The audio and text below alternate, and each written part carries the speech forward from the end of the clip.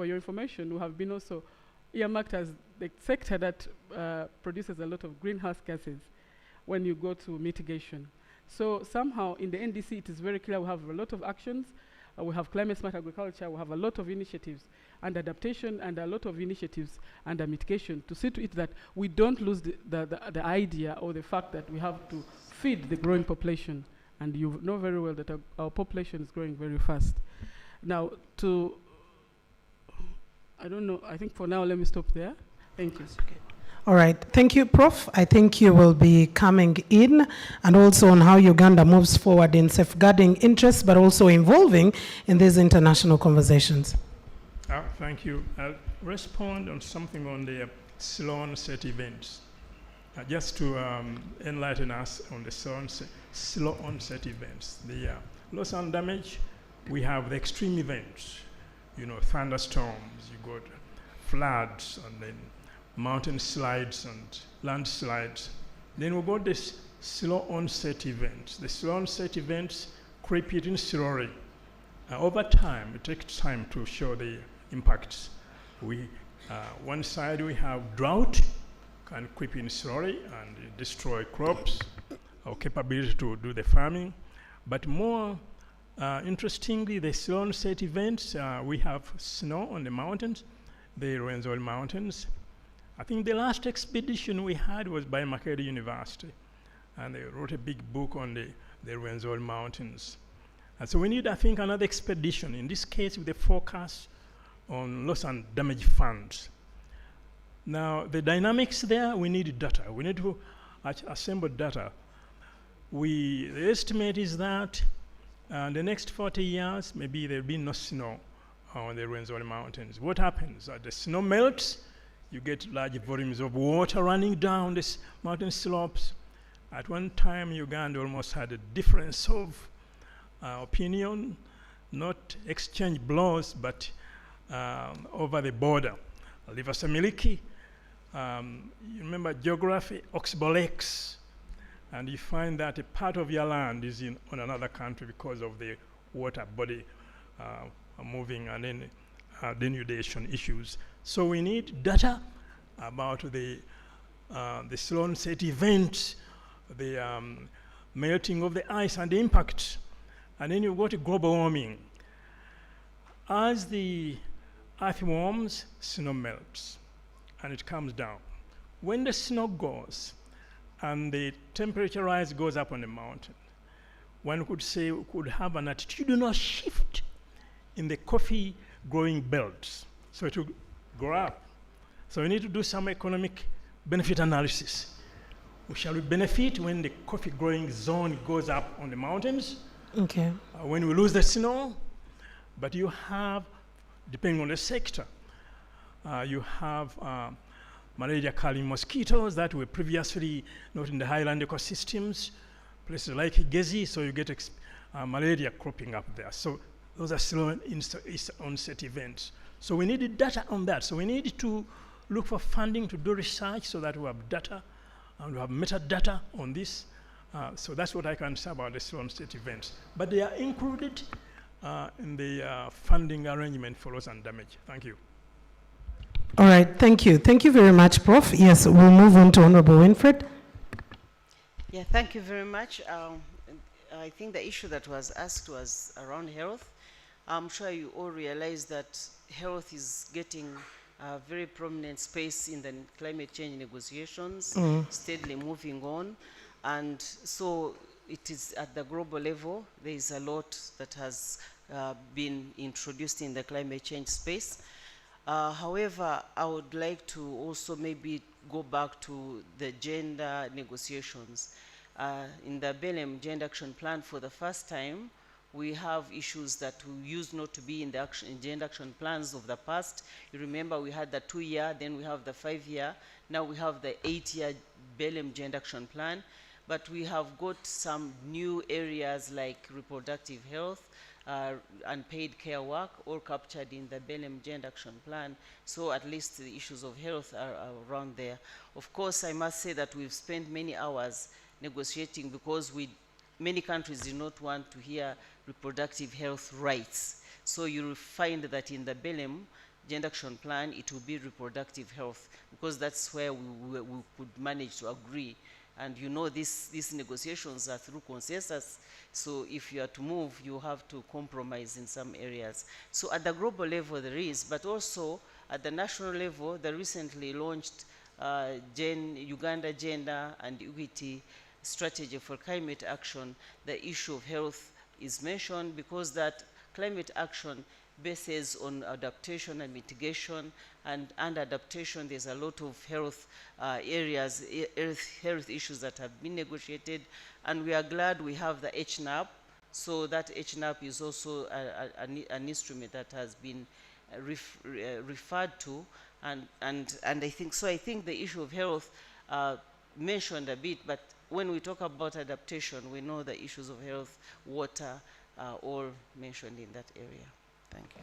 All right, thank you so much. Ashab? Thank you, moderator. I want to re-echo to you that the BEREM TIP, or BEREM Technology Implementation Program, and the new mandate of the CTCN, as I earlier alluded to, emphasize a country-driven approach. What does this mean? I go straight into the question Honorable asked. That's the question about financing and technology. How do we align as a country? So this, we are emphasizing a country-driven approach. So this means that we have to embed all our interests in our TNAs, that's technology needs assessment, the national determined contributions, and the NAPs. We have to embed all our interests in there. And I earlier said that we should move beyond going with what we want as in priorities, but we go with our technologies preferences and then the concept notes which are already bankable. So when with the new tip and the new mandate of the CTCN, which emphasizes country-driven approach, we want to see that the CTCN supports the countries beyond technical assistance to deployment. So it is earlier, Prof talked about the countries, LDCs and Uganda inclusive,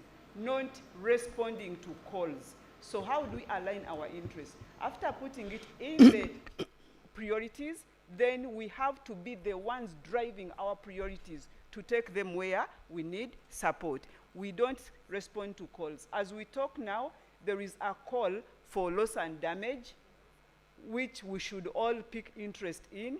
And as for under technology, there is a call for topics on in-session dialogue. What do we want to see discussed when it comes to born in June? So we should really, if we want our interests to be felt, we should push them beyond. All right. So when we talk about the question was on just transition. So what do we have to go with? Our position, we should demand for implementation. And as we are demanding for implementation, we should align to make sure that we anchor the just transition into technology access. We should not just keep talking, but we anchor it into technology access and push for integration of technology with finance. Thank you. Thank you. Thank you very much. And very finally, Irene. Thank you very much. In 2 minutes. Thank you very much, and thank you very much, Honorable, for your question. First of all, your question is on what the country has put in place to regulate carbon market activities or participation in the country. I'd like to inform you that based on the Climate Change Act that provides for Uganda's participation in carbon markets, the country now, through the Ministry of Water and Environment last year, was able to launch what is called the Climate Change Mechanisms Regulations, which you would call simply carbon markets regulations for the country. And these regulations provide or prescribe the procedures for participation of carbon markets, but also provides for the procedures on the approval of carbon markets implementation in the country. And the ministry, through, of course, the Ministry of Water and Environment, the Climate Change Department, act as the regulator to the, on that. And so we hope that with these regulations in place, as opposed to the Kyoto Protocol regime where we had the Clean Development Mechanism projects and regulated, we hope that these projects will be implemented in line with the law or with the regulations that are now in place, the procedures that are in place, where in the first step, we require whoever wants to participate in carbon markets to request for a letter of no objection. And when that is granted, we normally include in that letter of no objection a couple of things that the project developer is supposed to go and implement. And one key important one is the feasibility studies, which the project developer should not be able to do that by itself, but also together with the lead agency and also relevant stakeholders in that field. And we also expect that they will do stakeholder consultations and come up with a benefit sharing arrangement or a plan, so that whatever benefit that shall accrue from these carbon projects are also shared with the, not only communities, but whoever or whichever stakeholder is relevant in that field. Okay. I think, let me stop there. All right, thank you. Thank you very much, Irene. Thank you to the panel. Ladies and gentlemen, let's give a big round of applause to our ladies and gentlemen on the panel. I request that we stand for a group picture here before you go. I request that you stand and take a group picture right there before you get to leave. And Honorable Jacqueline Amungin, it's a pleasure having you, a representation from the East African Legislative Assembly and all the other dignitaries that are available. Now, as this comes, we have just two speakers who will be very, very brief. And I am going to request the PS to do some exercise by kindly joining these panelists here for this picture. It would be very good and important for you to come. And as the PS comes to fill the picture, at least to balance up a little bit, PS, this was the most gender-sensitive panel. Eh? We only have one gentleman on the panel, so you will come and help gender balance the picture as well. So tomorrow, starting at about 9 or 10 a.m., we are going to have our very noble walkers who actually walked 560 kilometers this time from Moroto to Kampala. Now they're going to be transitioning from walking to standing. To all our walkers, if you could just wave to us, stand up and wave to us right at the back there. Now those ladies and gentlemen tomorrow are going to be switching. I wish we had Guinness World Book of Records to take on the longest standing group. So they're going to be standing for 24 hours straight, and they will be right at the entrance there. Please feel free to come through, cheer them on, record all those videos, post them, because it's very important. And they're not just standing for, as we say in Uganda, they're not standing for, they're standing for, of course, climate, they're standing for the environment, they're standing for water. And, well, thank you so much, ladies and gentlemen there, for being that innovative. Just two people, and then we'll be going for lunch. I know this is the point in time where everyone who is looking at the person at the podium is giving you this side eye of, it's time for lunch, madam. So allow me invite, to give us an update on the NDC process, allow me invite Mr. Robert Bachika from the Ministry of Water and Environment to take us through this very briefly, and he will invite the PS to be able to give us the minister's remarks and close off this particular session right here, and then we'll go for lunch, and the afternoon is going to be as engaging as possible. Mr. Robert Bachika, are you here, please? Let's give him a round of applause, and I'll give you the honors to invite the PS as well when you conclude. Thank you very much. Thank you very much, Midrid. I know time is not on our side. I'm making this presentation on behalf of the Acting Commissioner of the Climate Change Department, and I'm going to try to summarize it in 5 minutes. Can we go to the next slide, please? That is going to be what is in my presentation next. We have heard from the negotiators what they have been sharing, and all that is amalgamated into what now we call NDCs. You have heard of adaptation, finance, mitigation, loss and damage. And in Dubai, there was a decision which asked governments to come forward with ambitious economy-wide reduction targets. And as such, Uganda has gone ahead to revise its NDC. Next. This is the history of Uganda's NDC. Some of you have been asking us, what is NDC 1, 2, and 3? So that is the summary of our NDCs. And the first NDC, we had a mobilization goal of 5.5 billion. The second NDC, which is the updated NDC, had a goal of 28.1, like you heard from Patricia, with a reduction target of 24.7. And currently, we are in the process of coming up with the NDC 3.0, where the NAC, that is the National Advisory Climate Change Committee, has advised that it should be Uganda's new NDC. And the next slide, please. When we have migrated to commit to come up with a typically new NDC, there are new commitments we have to adhere to, and this includes meeting the requirements for submitting the second NDC. These are the 7 requirements which we are meeting, and this explains why this process has been a bit slow, because there are new requirements we have to comply with as far as the rules concerning the modalities, procedures, and guidelines for the enhanced transparency framework are concerned. Next. As you know, we are not doing this out of a vacuum. This is also a legal requirement enshrined in the National Climate Change Act, Chapter 182. You know the Act was also assigned a chapter, and that specific section makes it a requirement for the Climate Change Department to prepare, communicate, and maintain successive NDCs, including an inventory of greenhouse gases. Next. This is how far we have gone.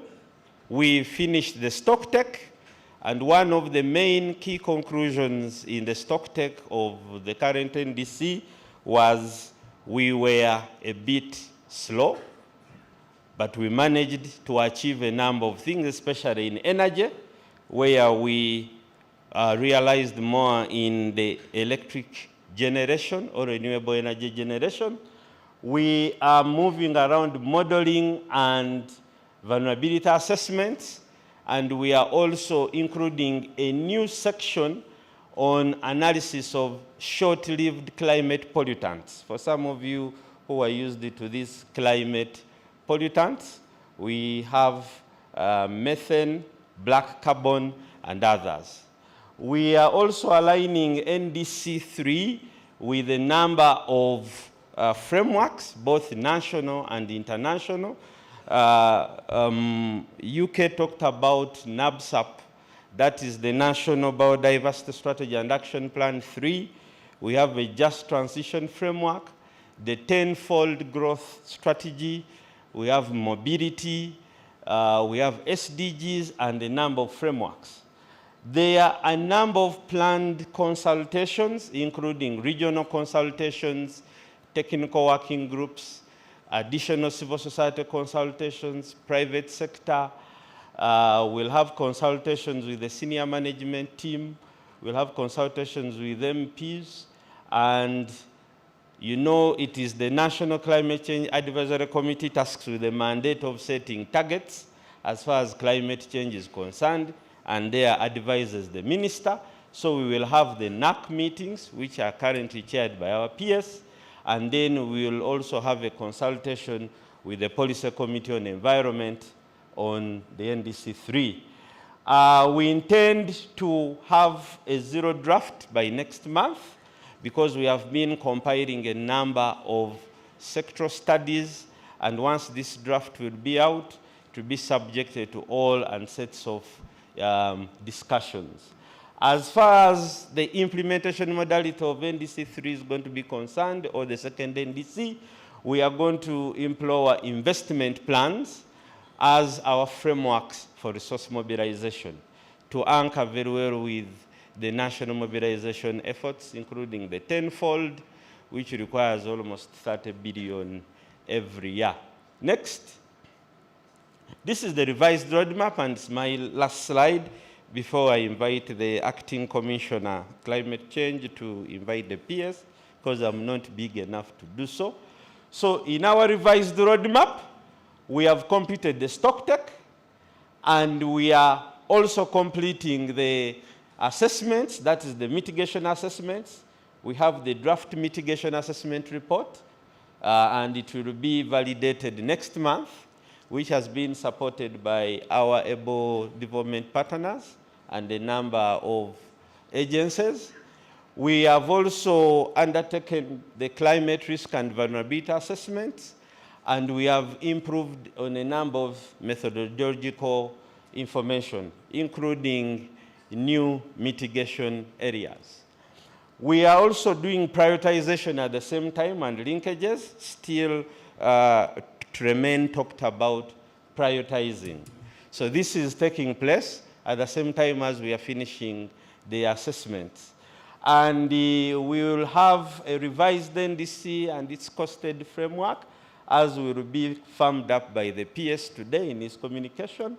And lastly, we expect to have draft investment plans as soon as possible. So thank you very much, and I take this opportunity to invite Mr. Semambo Mohamed.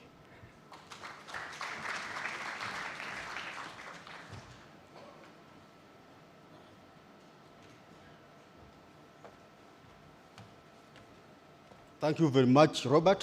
Sir PS, I think without wasting a lot of time, I have already briefed you what has transpired within this platform and engagement. So my work is very simple, to do official invitation to you to come and give your closing remarks regarding COP 2030 feedback. Thank you very much.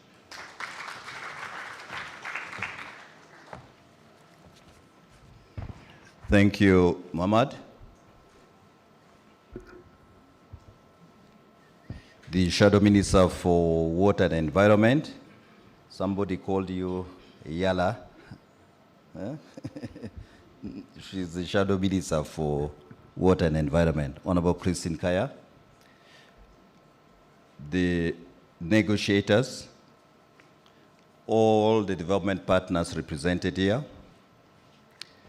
First and foremost, apologies. There are too many activities happening in this Water and Environment Week, and I am turned left, center, and right. But allow me to say welcome. I should have said it right at the beginning. But I also want to thank you for your interest in this subject, which is of great concern to us as a country, because climate change is the biggest risk we are now facing as a globe and as a country.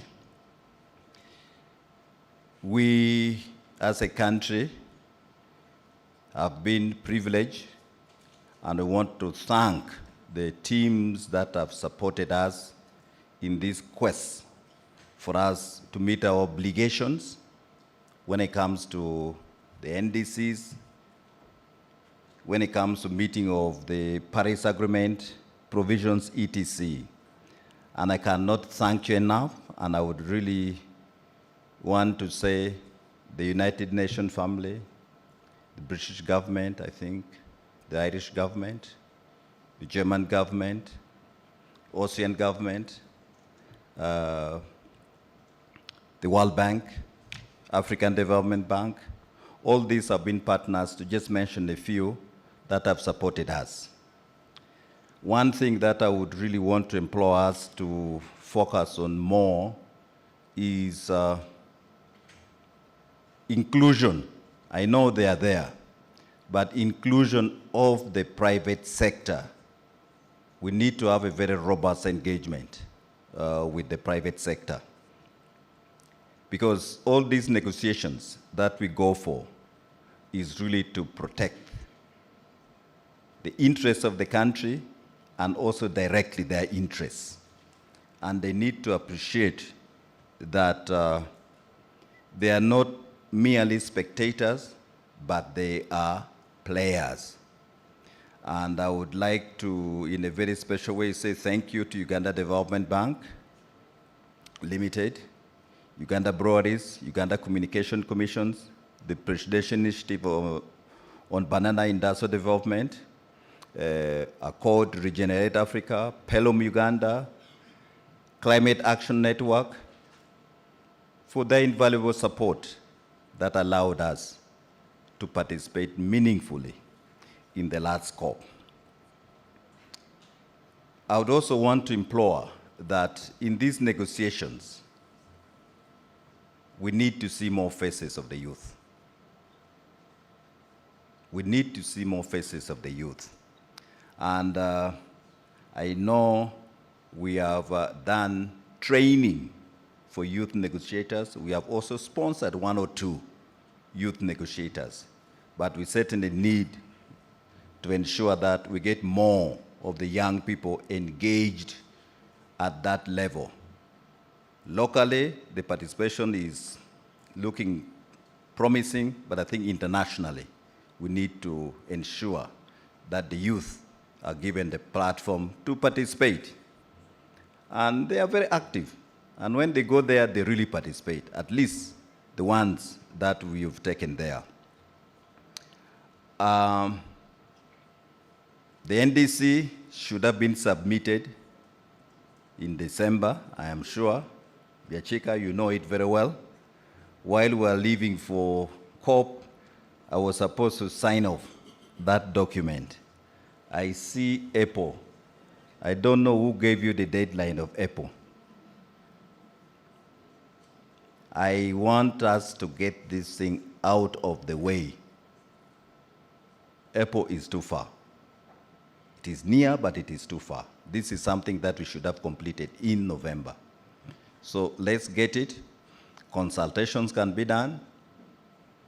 Most of the time, you people want to do consultations in a very grand way. You saw how we launched how many programs yesterday, about 9. In one sweep, one go. We would have had actually consultation as one of the side events of this particular meeting. We should not waste any more time. A lot of consultation has been done. Let's produce this document. It is a living document. We can always improve on it.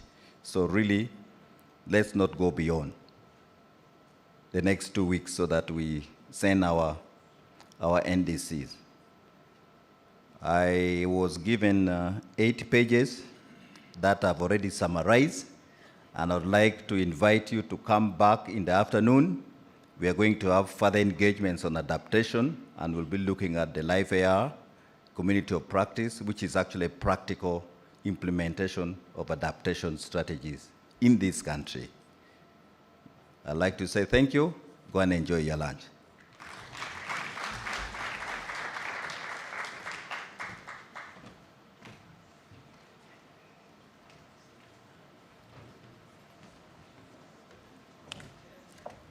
Thank you very much, PS, and definitely he's flagged us for lunch. I can't say anything more. So our lunch is going to be served in the basement at the canteen. That is where we've particularly been able to prepare.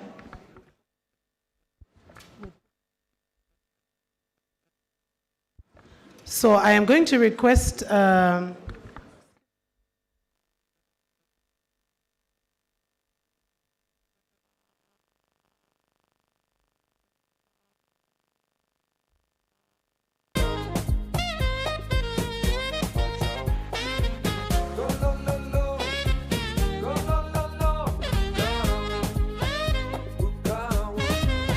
okay, so I'm going to request for just one more picture.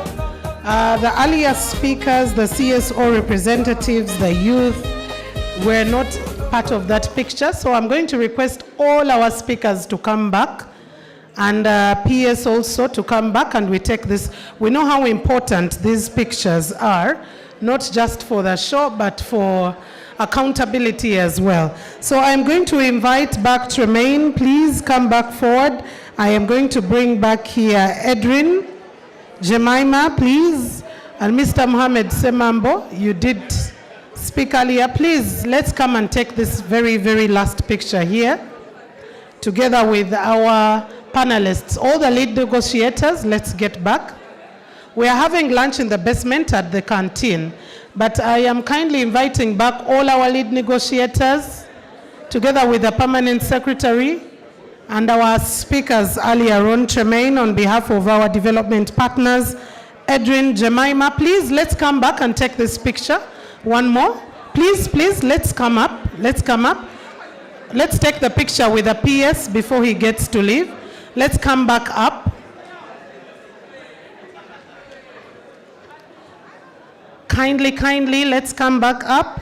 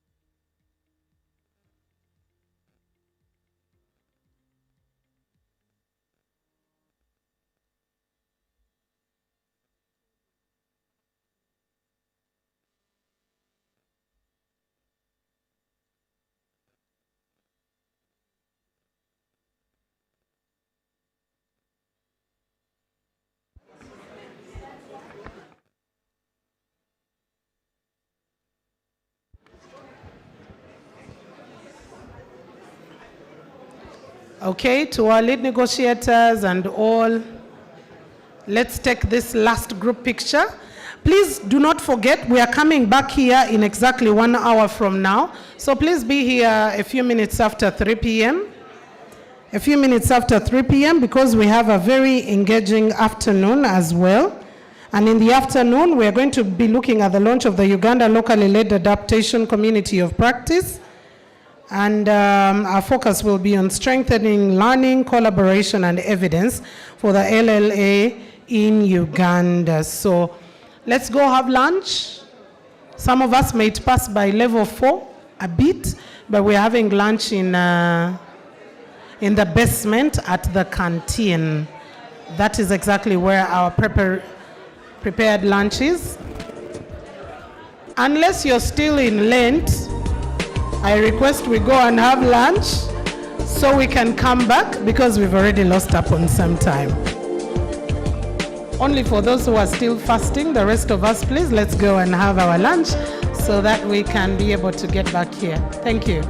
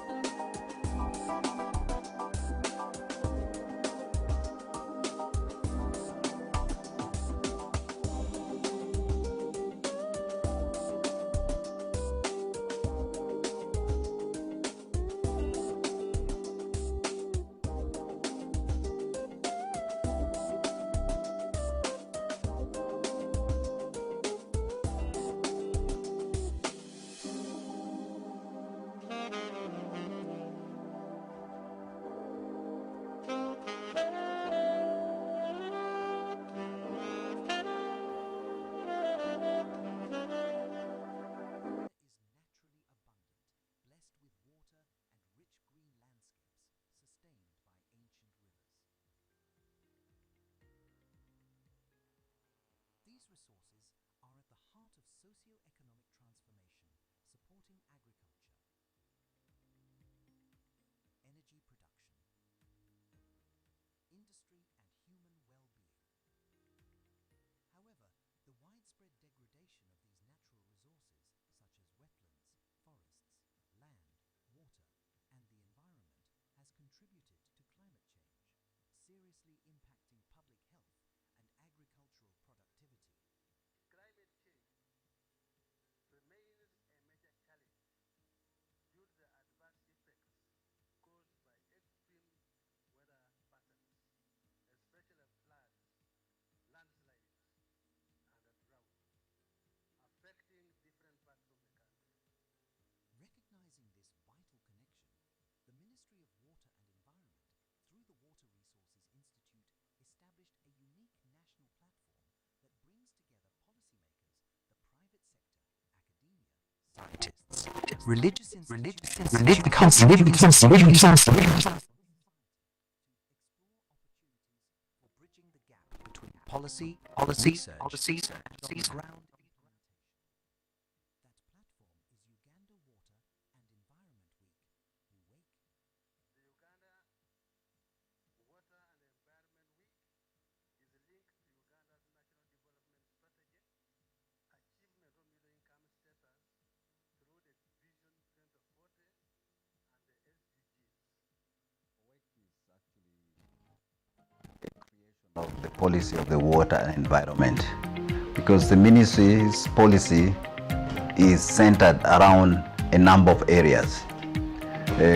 One of them, of course, is the management of water as a resource, the conservation of that resource for now and for future generation to come, but also to rationalize its utilization by everybody who is involved in this process, which is virtually everybody, because water is needed by everybody. So it fits in with our policy, and the event actually focuses on practical solutions that can be used to protect this resource, that can be used to share this resource for the benefit of all, and also to create awareness, create advocacy, and bring more people to appreciate and invest in water as a public good through their various social responsibilities. Since its inception in 2018, the event has evolved from a small national gathering into a major internationally recognized platform within 8 years. Key indicators of growth include main event attendance, rising from 350 to over 3,000, regional participation, increasing from 0 to more than 14,000, and international delegates expanding from 3 to 96. Paper presentations peaked at 138 in 2024, before settling at 90 in 2025, while exhibitors grew from 30 to 78. Pre-event activities increased from none to 12, and partner and sponsor engagement grew over 5-fold, from 12 to 62. We have over 60 partner organizations that are working with us, but we know everybody has a role to contribute. The people on the ground are contributing. So the Water and Environment Week is an opportunity to strengthen our action, to bring collaboration and partnerships to bear, so that we can deliver this country out of the challenges we are faced with. Some of the challenges are beyond us, but we believe that once we come together, we'll address them. We have committed ourselves in this regard to protect the environment and natural resources, and we are obliged to comply. With every gathering, collaboration deepened, unlocking new financing opportunities and joint programs supporting sustainable water management and environmental protection. 250 million euros in the environment sector has recently reported by the development partners of both the water and sanitation and also the Environment Partners Working Group. This clearly demonstrates the European Union's commitment to the sector, and we're certain that together as partners, through partners, we can make not only a contribution we can make a meaningful contribution. Specifically, I would like to commend Uganda Breweries for committing Uganda shillings 1 billion cash contribution. Thank you so much, Uganda Breweries.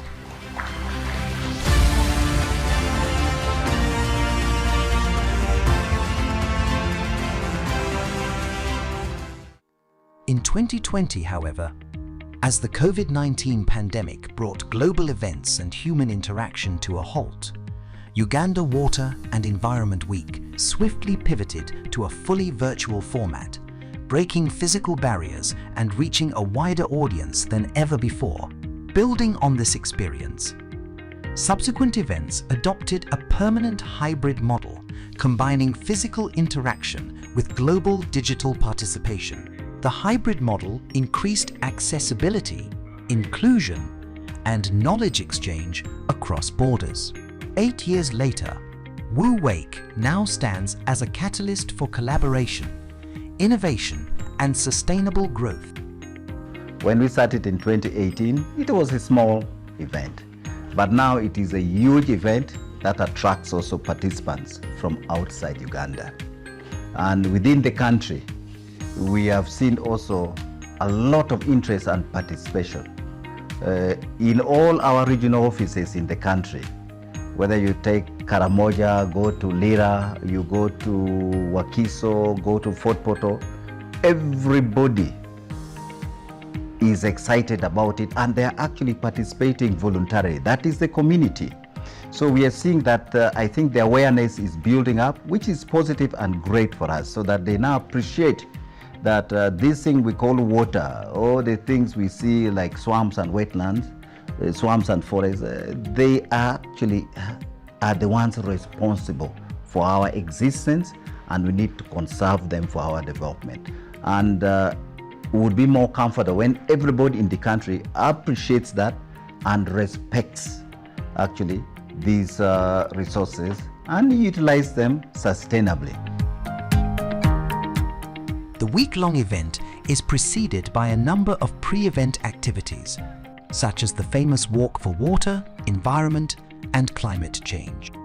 This year's event, that covered a distance of 560 kilometers, kicked off from Moroto on the 2nd of March to Kampala at the ministry headquarters in Luzira on the 20th of March via 12 other districts. Other pre-event activities include marathons, radio talk shows, football matches, clean-up exercises, tree planting, youth school debates, and the Climate Change Uganda Beauty Pageant. Accompanying this is an exhibition that runs alongside the main event. During the exhibition, various sector stakeholders showcase products, new innovations and technologies related to water and environmental management.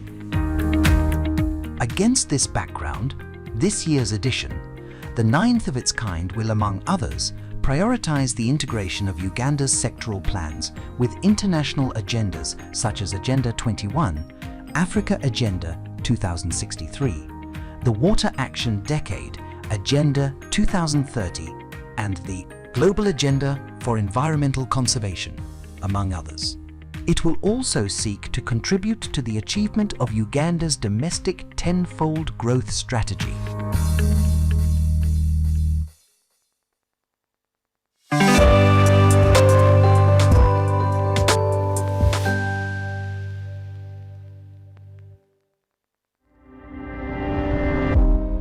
For generations, nature has been the silent architect of Uganda's survival, nourishing its people, powering its economy, and sustaining its rich biodiversity.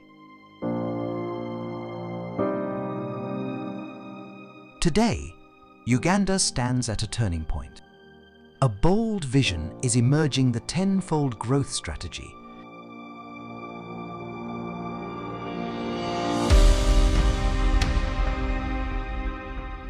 At the heart of this transformation lies a powerful nexus: water, environment, energy, and food, deeply interconnected systems that sustain life and drive development. The water that irrigates our fields also powers our turbines. The wetlands that filter our rivers strengthen climate resilience. The forests that regulate rainfall protect ecosystems and shelter biodiversity that draws the world to Uganda.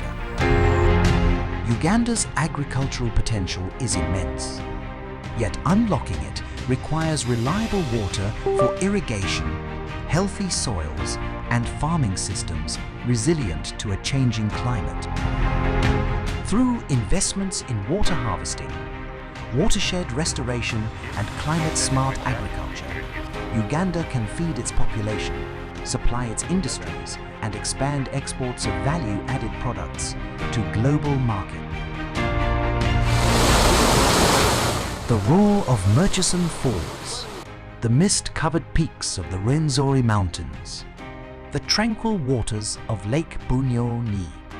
These are more than natural wonders. They are economic engines supporting livelihoods and communities across the country. Protecting ecosystems, reducing pollution, and restoring degraded landscapes is therefore an investment in Uganda's tourism dividend and long-term prosperity. Uganda's mineral wealth, including oil reserves within the Albertine Rift, presents a historic opportunity. But extraction without environmental stewardship risks consequences that can endure for generations. Responsible development, guided by strong environmental safeguards, water resource protection, and community resilience, ensures these resources become a lasting legacy rather than a liability. This year's event, running under the theme Water and Environment for an inclusive and prosperous Uganda, also has 4 sub-themes. Today's sub-theme is the role of water and environment in achieving Uganda's 10-fold growth strategy. This sub-theme will, among other things, create a platform for dialogue on how water and environmental resource development and management, as well as climate change mitigation and adaptation, can support the achievement of Uganda's 10-fold economic growth through agro-industrial development, tourism development, mineral-based development, including oil and gas, and science, technology, ICT, and innovation. The conversation begins now.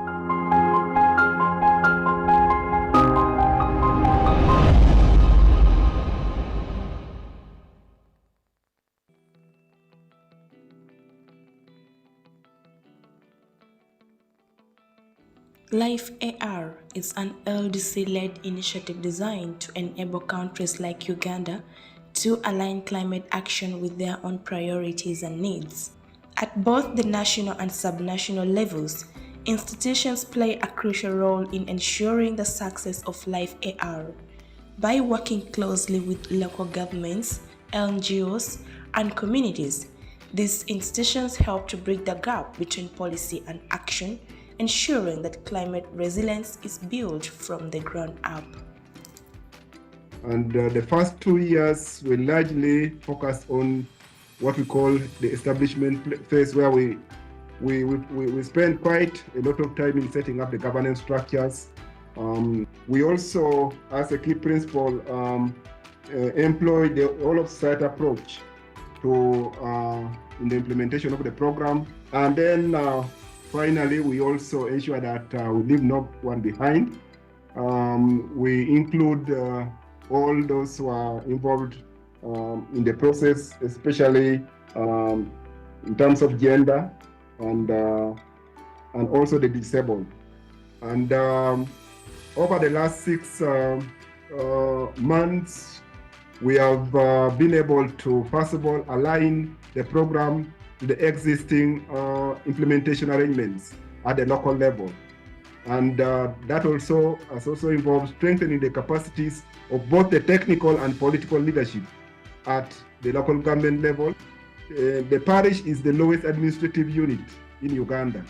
And that's where we are anchoring the implementation of the Life AR program.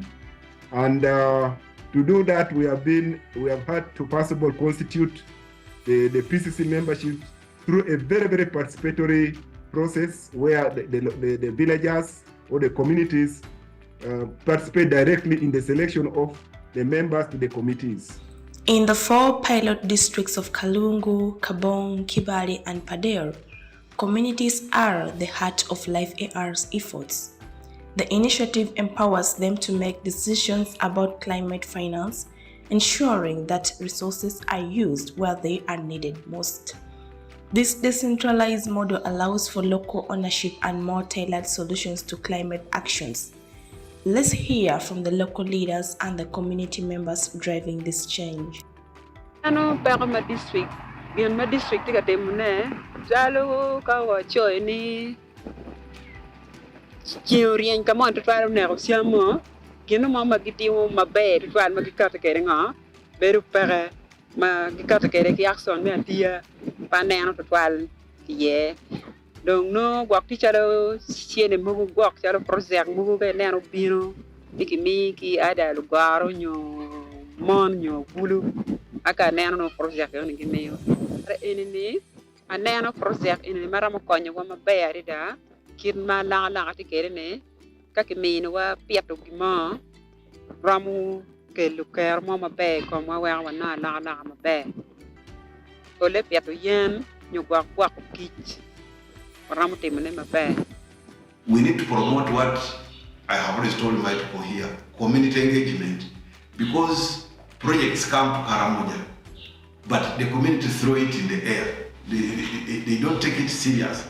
So we need to see the LOC1, the LOC2, the LOC3 committees involved in the encouraging our people to invest the funding from this project of Life AR so that there is meaningful benefit to the community. What is good in this project is that it is coming direct to the community, and also the funds are going direct to the parish accounts, and also the workers are within the community members. It is very important that we involve all the leadership, right from the district level, from the security team, the technical, the political, but most importantly, there are categories of people that we do not have to leave out. The women at the forefront of decision making, even at community level, more so at household level, the impacts of the initiative. We have to involve the women. We have to involve the youth. They drive the future. They drive the decisions in the village. And I mean, they are good at mobilizing the whole community. Together, we can build a better, more resilient world.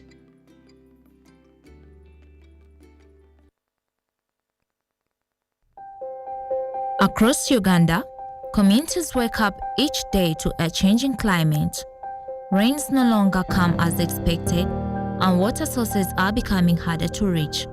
For families who depend on land and water, these shifts change everyday life. Yet even in the face of uncertainty, communities are finding ways to adapt. Through the Life AR initiative, locally led community solutions are taking shape, empowering communities to design and implement responses rooted in their real needs. Working alongside local governments, community groups, and technical partners, Life AR is strengthening resilience from the grassroots upwards. At the moment, we have been working directly with 4 out of the 12 districts to pilot the delivery of the devolved climate financing. So in the Life AR program, the devolved climate financing mechanism allows us to channel financing to the local governments, give the local governments an opportunity to support in resilience planning and implementation of investment priorities that are selected by communities. In Kibale, communities identified water scarcity as their most urgent challenge. With Life AR support, locally managed water solutions are now reducing the distance to safe water sources and improving household resilience. Problems we faced before this borehole, we had to move long distances to get pure water, but for now we have get it near our school.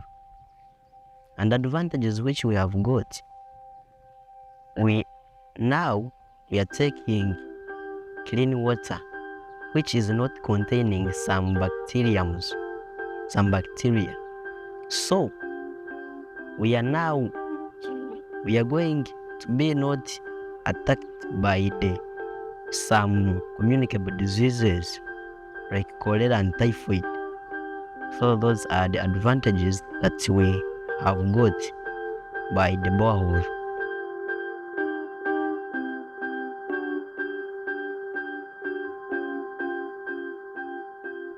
In Kabong district, communities identified road access as the most pressing need. To this road that has been ready here in my parish, it has really, there was been challenges. One, in terms of agriculture for us to transport our product in the gardens, there was no way for us to pass with the vehicles, bicycles, then motorcycles and tuk-tuks and all other things. Two, in terms of all this road, there was a challenge for us in terms of security. There is no way like that big vehicle that can pass here to circle our people here because of security. In case of any alarm in this village of Natedaro, Lodwara East and then Lodwara West, because there was a lot of challenge that there is no way that vehicle can put the soldiers very fast to rescue our people or to capture those enemies and those thieves that are going to steal our animals within the area. Like for us now, the village people and the parish people of here, as me, the vice chairperson LC3, I'm very happy. I'm very happy because this road is helping me and is helping my people so much. I want also to thank the approach that this project is using, the locally led approach that is putting the community to be the drivers of this project. More so, all the aspirations this project is trying to implement now are aspirations of this community. We had a number of consultative meetings, we had a number of involvement, both at the district, both at the sub-county, and to down the community and then the beneficiaries. In Kalungu, communities in Kalungu identified water sources as their need. Through the Parish Climate Change Committee, they chose the valley tank and borehole as the investments. Having Life AR come on board, actually we do appreciate we as community members. This seed-dry dam, it will help us actually to reduce on domestic violence that may arise out of safe water. We have two investments being implemented at the moment. One is the road, construct rehabilitation of community access road. For the valley tank in Pajule, a Walmont valley tank, when completed, this project will provide water for production activities.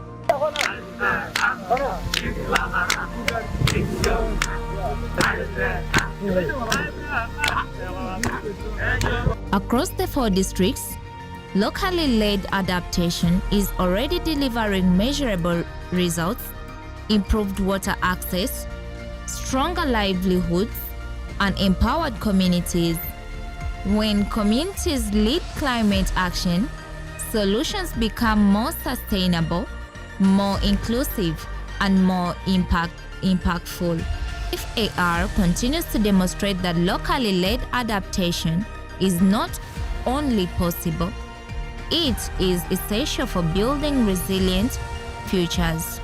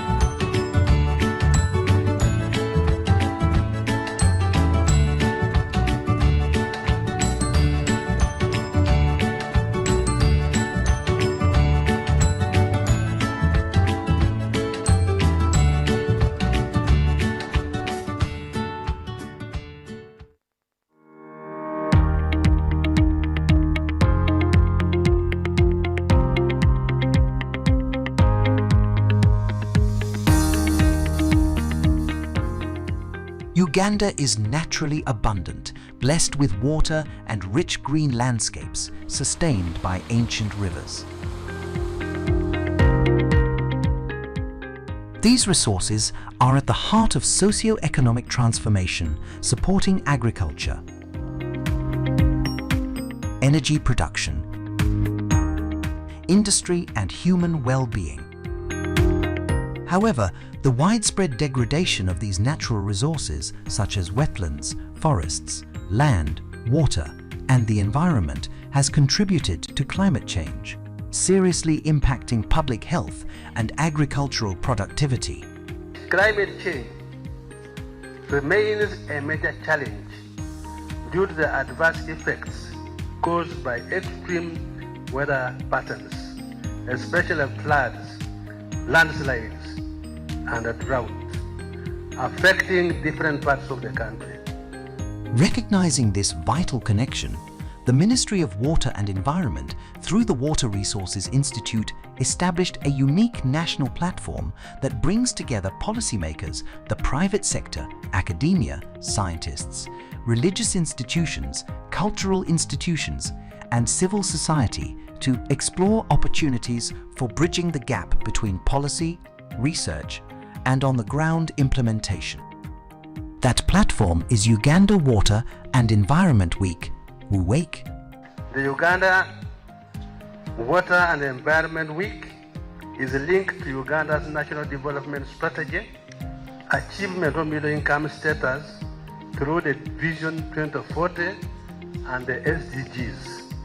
UWEIK is actually a creation of the policy of the water and environment, because the ministry's policy is centered around a number of areas. One of them, of course, is the management of water as a resource, the conservation of that resource for now and for future generation to come, but also to rationalize its utilization by everybody who is involved in this process, which is virtually everybody, because water is needed by everybody. So it fits in with our policy, and the event actually focuses on practical solutions that can be used to protect this resource, that can be used to share this resource for the benefit of all, and also to create awareness, create advocacy, and bring more people to appreciate and invest in water as a public good through their various social responsibilities. Since its inception in 2018, the event has evolved from a small national gathering into a major internationally recognized platform within 8 years. Key indicators of growth include main event attendance, rising from 350 to over 3,000, regional participation, increasing from 0 to more than 14,000, and international delegates, expanding from 3 to 96. Paper presentations peaked at 138 in 2024, before settling at 90 in 2025, while exhibitors grew from 30 to 78. Pre-event activities increased from none to 12, and partner and sponsor engagement grew over 5-fold, from 12 to 62. We have over 60 partner organizations that are working with us, but we know everybody has a role to contribute. The people on the ground are contributing. So the Water and Environment Week is an opportunity to strengthen our action, to bring collaboration and partnerships to bear, so that we can deliver this country out of the challenges we are faced with. Some of the challenges are beyond us, but we believe that once we come together, we'll address them. We have committed ourselves in this regard to protect the environment and natural resources, and we are obliged to comply. With every gathering, collaboration deepened, unlocking new financing opportunities and joint programs supporting sustainable water management and environmental protection. 250 million euros in the environment sector has recently reported by the development partners of both the water and sanitation and also the environment partners working group. This clearly demonstrates the European Union's commitment to the sector, and we're certain that together as partners, true partners, we can make not only a contribution, we can make a meaningful contribution. Specifically, I would like to commend Uganda Breweries for committing Uganda shillings 1 billion cash contribution. Thank you so much, Uganda Breweries.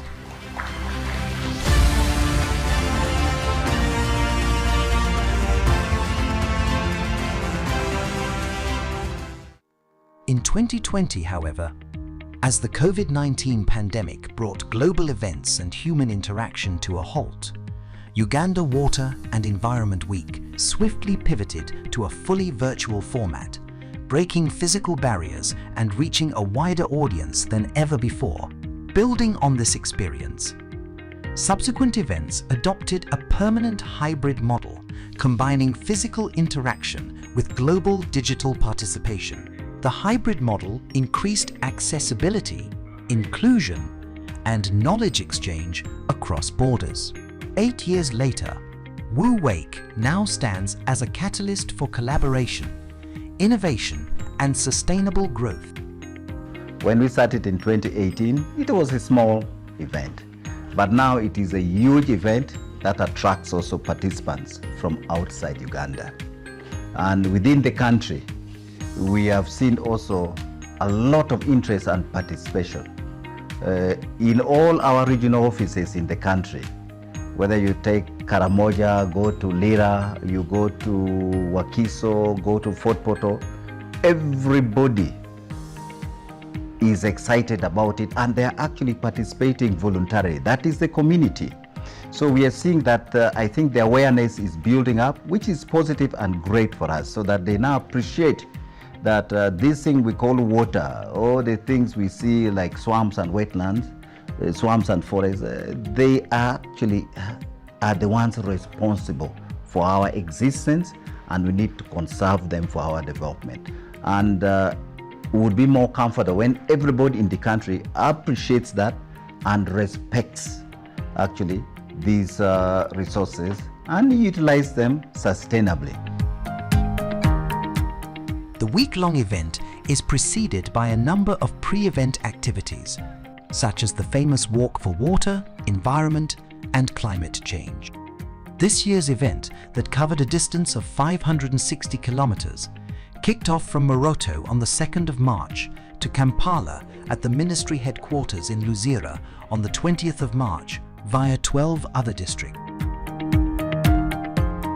Other pre-event activities include marathons, radio talk shows, football matches, clean-up exercises, tree planting, youth school debates, and the Climate Change Uganda Beauty Pageant. Accompanying this is an exhibition that runs alongside the main event. During the exhibition, various sector stakeholders showcase products, new innovations and technologies related to water and environmental management.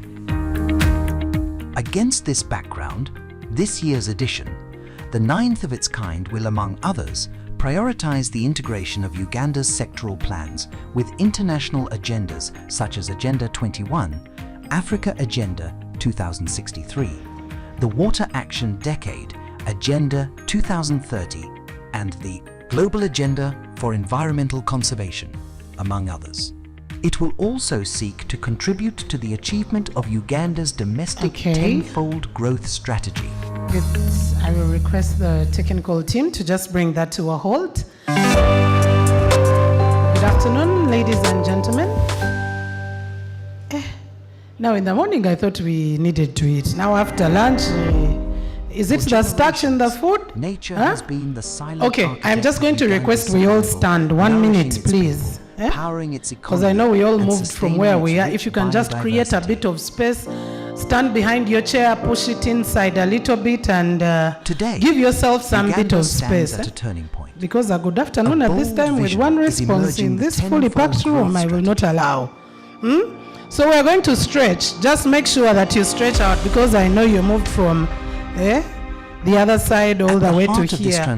Stretch your neck, very important. Water, environment, energy, and food deep I know you have very little space, so the back will come in as well. Drive development. To the side. To the front, you may hit your table, but please try. Okay, so I'm going to do just one thing. I normally love to do it. I am going to count 3, and then you mention your name. Okay, shout your name. Okay? So we know who is the loudest here. I am going to say 1, 2, 3, and then you shout your name. Your favorite name. Because I know some of us have like 10 names. Your grandmother had to give, your auntie, your siblings. So 1, 2, 3. Please. Let's go again. 1, 2, 3. Okay, so we are going to do just one thing. Let's go back to nursery. Let's hold our waist. So you're going to write your name using your waist. Using capital letters. So if you're writing A, you go, you know how A is. If you're writing B, so I'm going to count 3, you start writing your name so that we see who has the longest name. That will be the last person. So we go, 1, 2, 3, we go.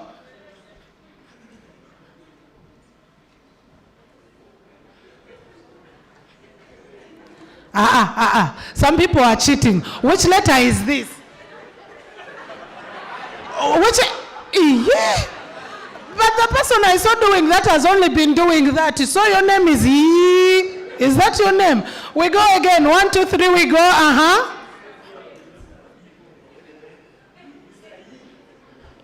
Mr. E.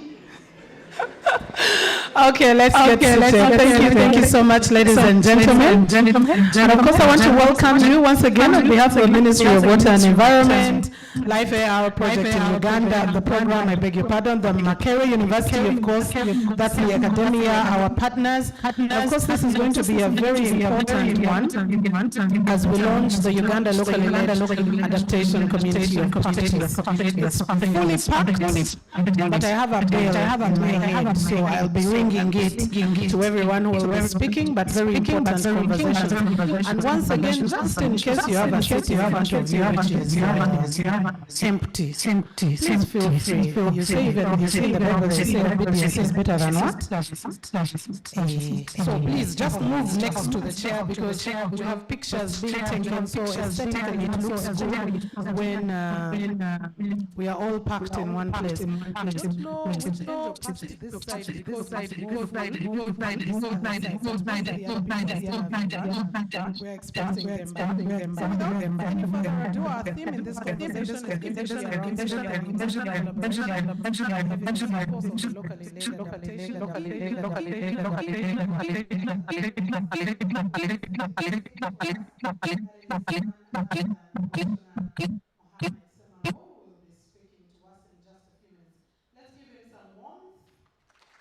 as we welcome him.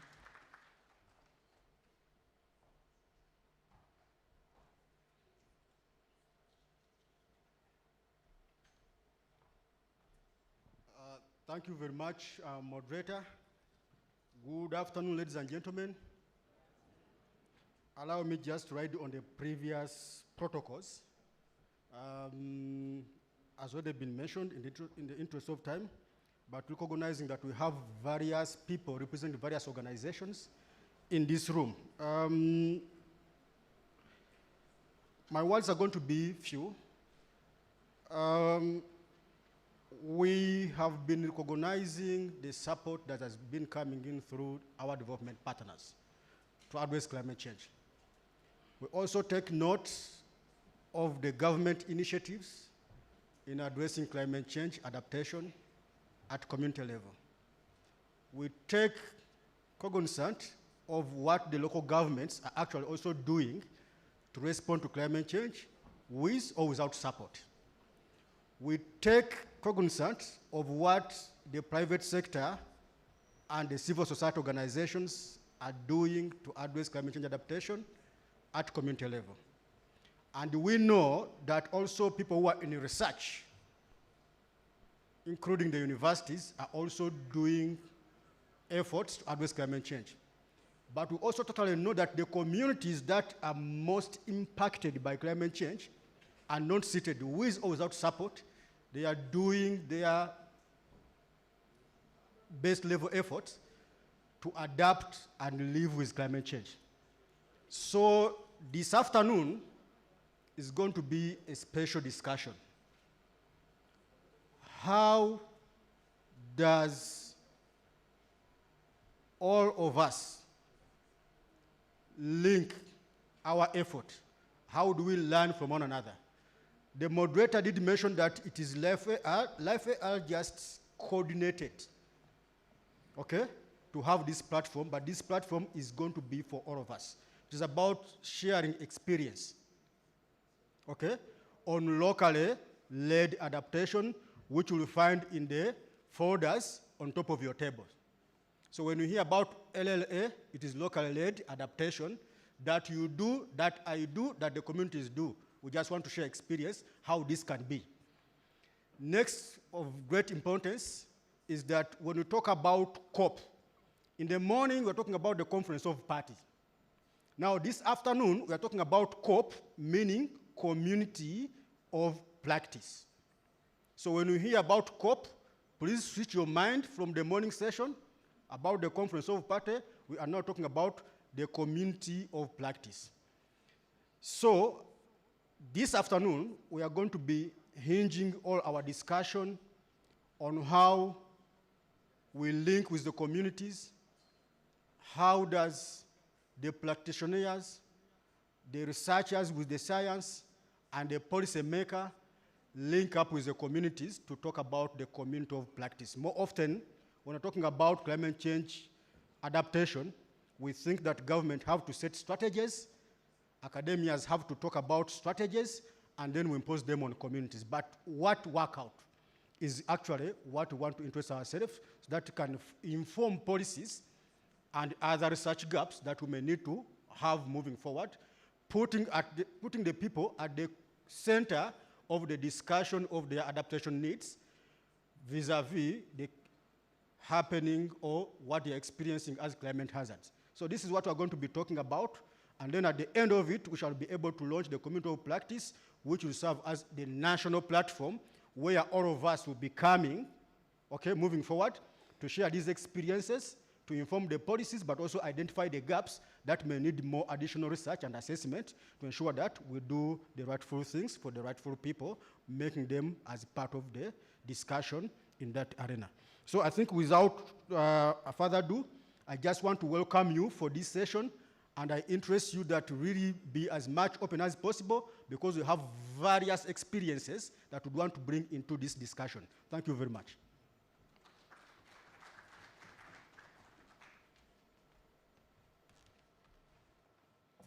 Thank you very much, Commissioner, for setting the stage and giving us context into our discussion. And yes, it's very, very important to include the communities. That is where acceptability starts, because they were part of the process. If not, then you start having resistance. Not the party that you know, but I'm just saying resistance, the English word. So allow me now invite the role of the academia, very, very important.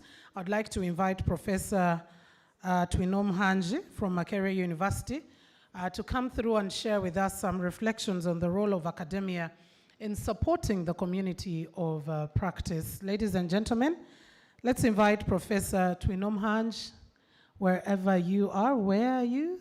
Do we have? Okay.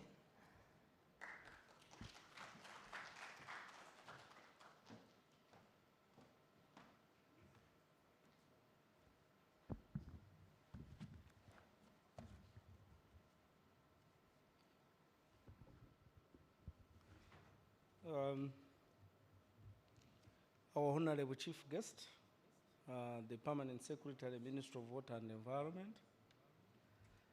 distinguished guests, the Commissioner CCD, our colleagues, partners, friends, good afternoon. It is my pleasure indeed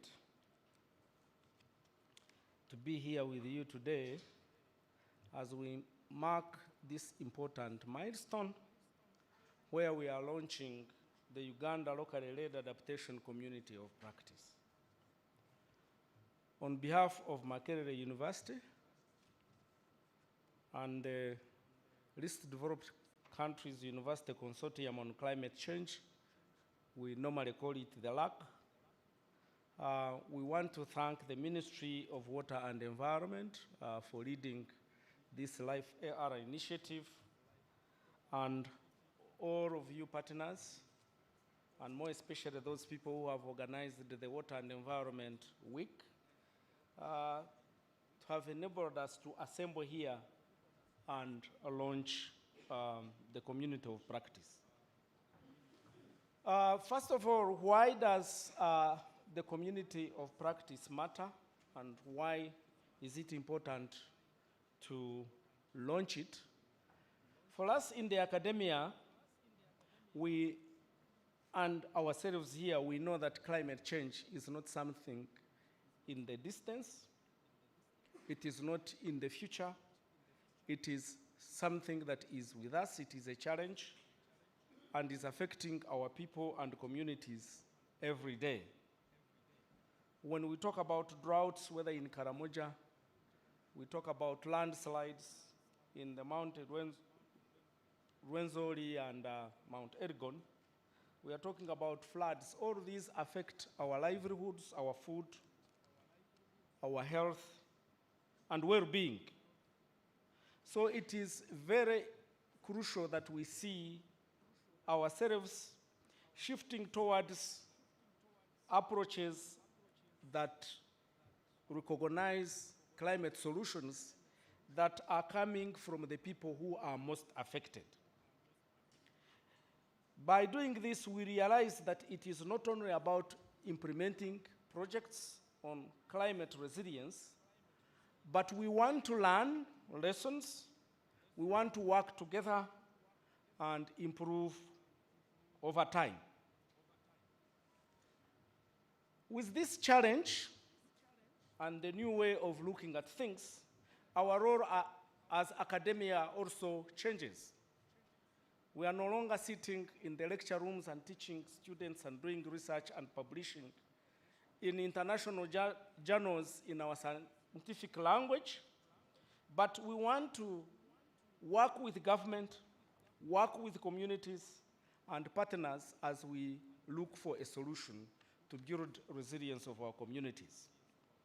And it is through such platforms like the community of practice that we strengthen our collaboration across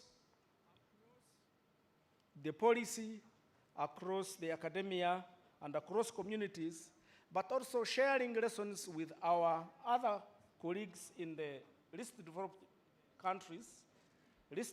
countries, where we share knowledge, research, and experience beyond national boundaries. As academia, we contribute through three main ways. The first is research, where we generate useful knowledge. We generate the evidence that is grounded in real contexts, not just theory. And in doing so, we assess the risks and vulnerabilities, and so that we ensure that the decisions are informed by both science, but also the local knowledge. Secondly, we help connect policy and practice. Our biggest challenge is that policies per se do not always reflect what is happening on the ground. And therefore, by generating evidence, we bridge the gap between policy and practice by capturing lessons from implementation and making sure that these lessons inform planning, policy, and future programs. Thirdly, we support learning and capacity. We work with government institutions, we work with the local governments, the districts, the communities, and build capacity by strengthening skills, providing technical support, and building systems that enable continuous learning and improvement.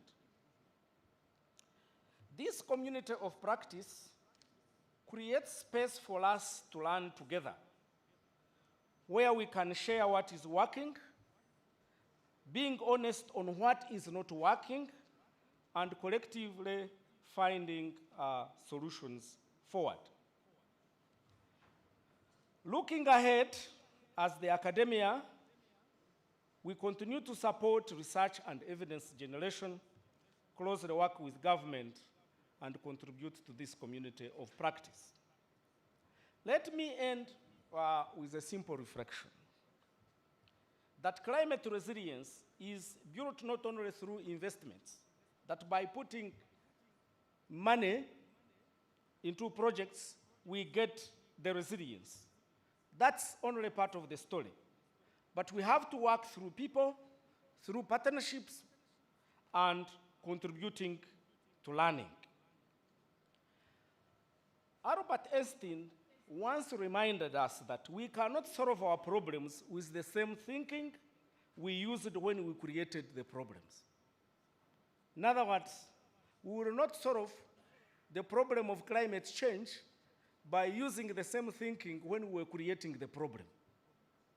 This is exactly why platforms like the community of practice matter. They enable us to think differently, to learn together, and to act more effectively. Wangari Maathai taught us that it is the little things that citizens do that will make the difference. And this speaks directly to the heart of locally led adaptation, where communities are not just beneficiaries, but leaders of change. As we strengthen collaboration through the community of practice and through the LAC, we are reminded that the challenges we face are shared, and so must be our solutions. Through global collaborations, shared knowledge, and collective action, we can accelerate locally led adaptation across Uganda and beyond. I look forward that what we will achieve together through this community of practice. Thank you very much.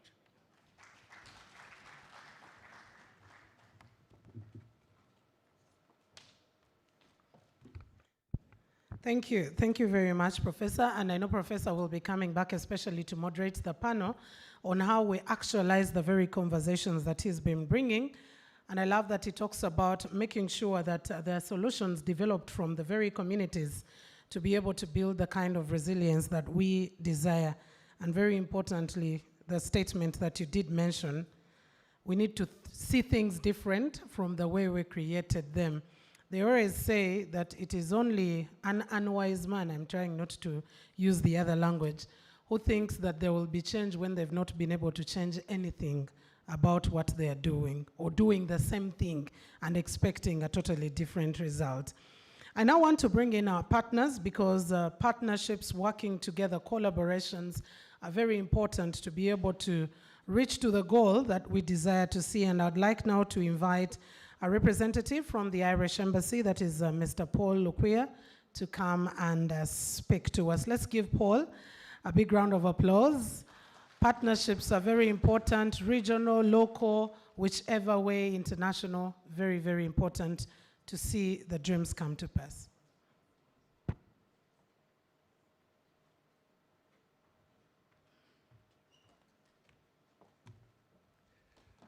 I would like to stand on the already established protocol. Good afternoon, ladies and gentlemen.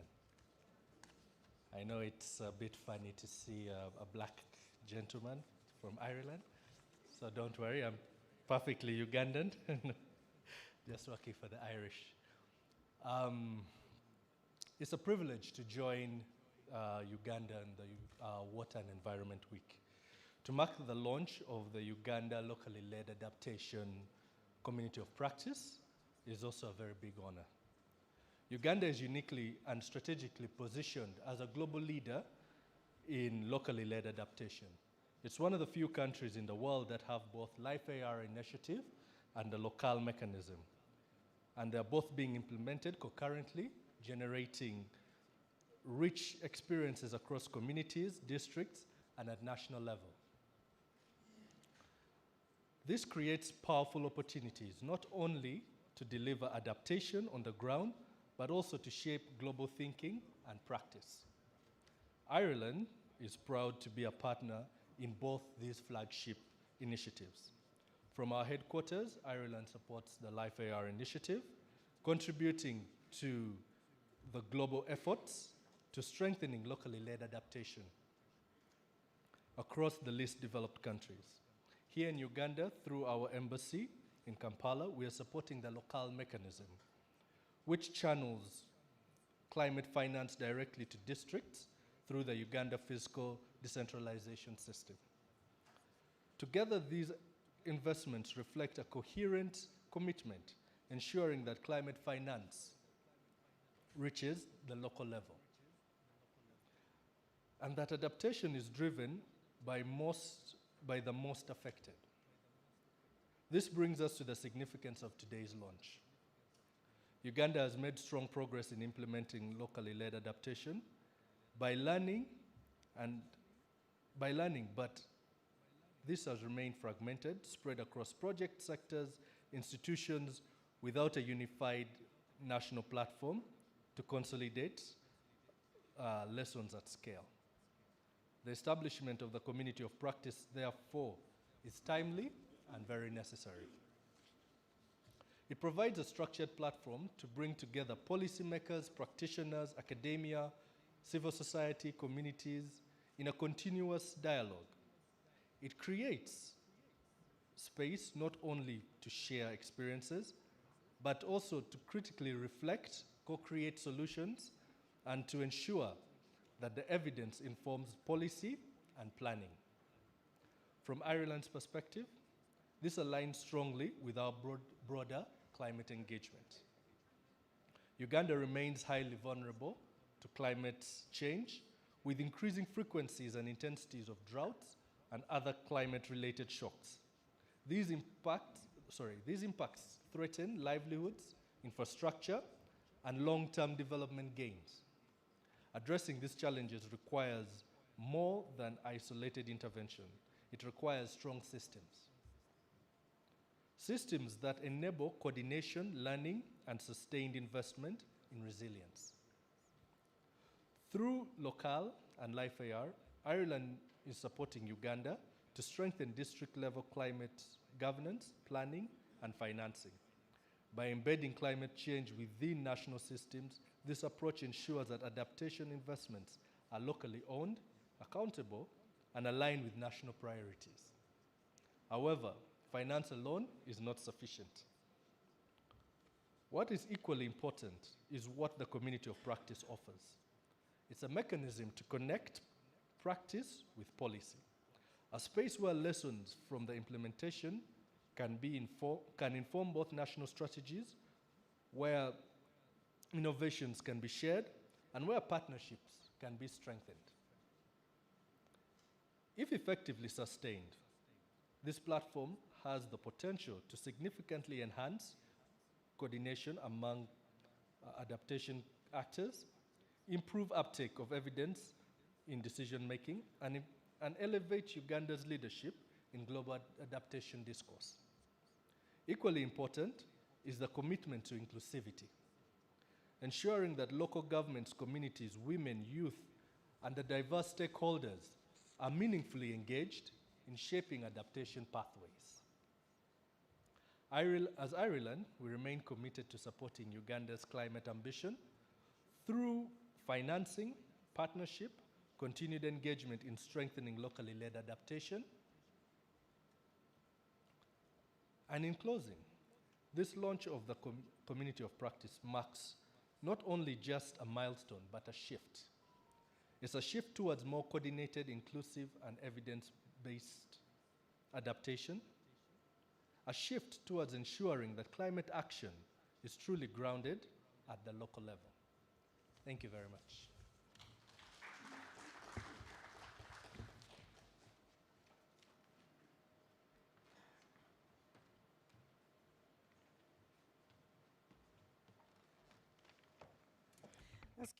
Let's give a bigger round of applause to our Ugandan from Ireland. Thank you very much, Paul, for that. And of course, like I said earlier on, partnerships are very, very important. I'd now like us to go into a technical presentation which is going to be looking at the purpose, the structure, but also expected impact of this community of practice that we are talking about in Uganda. And who better to do this than Professor David to come through and give us this presentation. You notice that I don't want to murder people's names, so I just try to avoid the other name.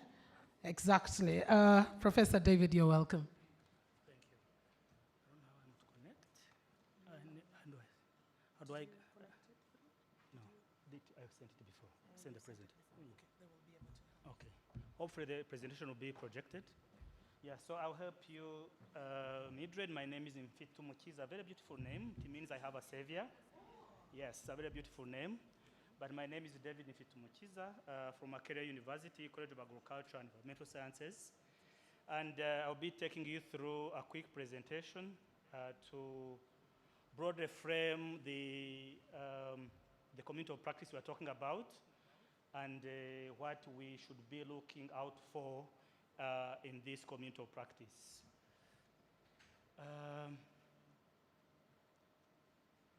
Is someone helping me with the projection? Excellent, thank you. So I had introduced myself, David Mfitu Mukiza, and go to the next slide, please. Yeah, so this whole conversation on the community of practice is within a broader framing by LDC countries, which have come together to come up with a vision in the pursuit of climate resilient development. And this is the vision for the LDC countries, that all LDC countries want to be on a pathway that is climate resilient by 2030, delivering net zero emissions to ensure our societies and ecosystems thrive. So in essence, this is about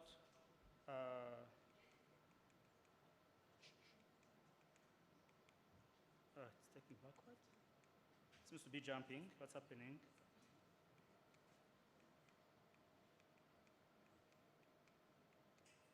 Very slow. I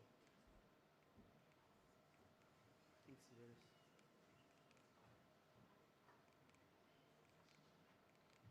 slow. Okay. And the ultimate end is to have resilient communities, resilient ecosystems, and resilient economies. That's the broader framing within which this community of practice is coming from. And I think there's an issue of sensitivity. And when we talk about climate resilient development, there is general consensus that comes from existing knowledge. And this is presented in the IPCC report, where I would just quote, prospects for climate resilient development are increased by inclusive processes involving local knowledge and indigenous knowledges, as well as processes that coordinate across risks and institutions, enabled by enhanced access to finance, particularly for vulnerable regions, sectors, and regions. And someone already talked about this. It's not about financing. And within that broader framing, there are specific aspects, dimensions that are expected to bring about climate resilient development. Number one is ecosystem stewardship. Number two, knowledge diversity, including moving beyond the thinking that the only knowledge is the knowledge that comes from the classroom. So that's why I talk about indigenous knowledges, experiential knowledges, and all knowledges that bring about diversity of knowledges. Inclusion, someone about inclusion, and then equity and justice. And this must be happening in various arenas of engagement. And these arenas of engagement include community. We talk about community. And in this case, we talk about local community. We are talking about social cultural arenas, talking about political arenas, ecological arenas, knowledge arenas, economic, financial, and the arenas can be as many as you can. Now, I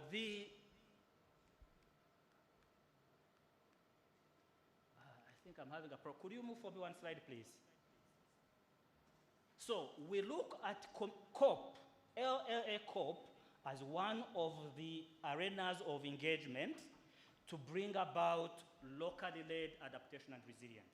So we look at it as an arena of engagement. And I've given very many arenas, but we see this being an entry point where we can do engagement involving different levels, involving different stakeholders, and also bring about coordination across platforms and these levels of engagement I talk about. I want to be very clear on what locally led adaptation means.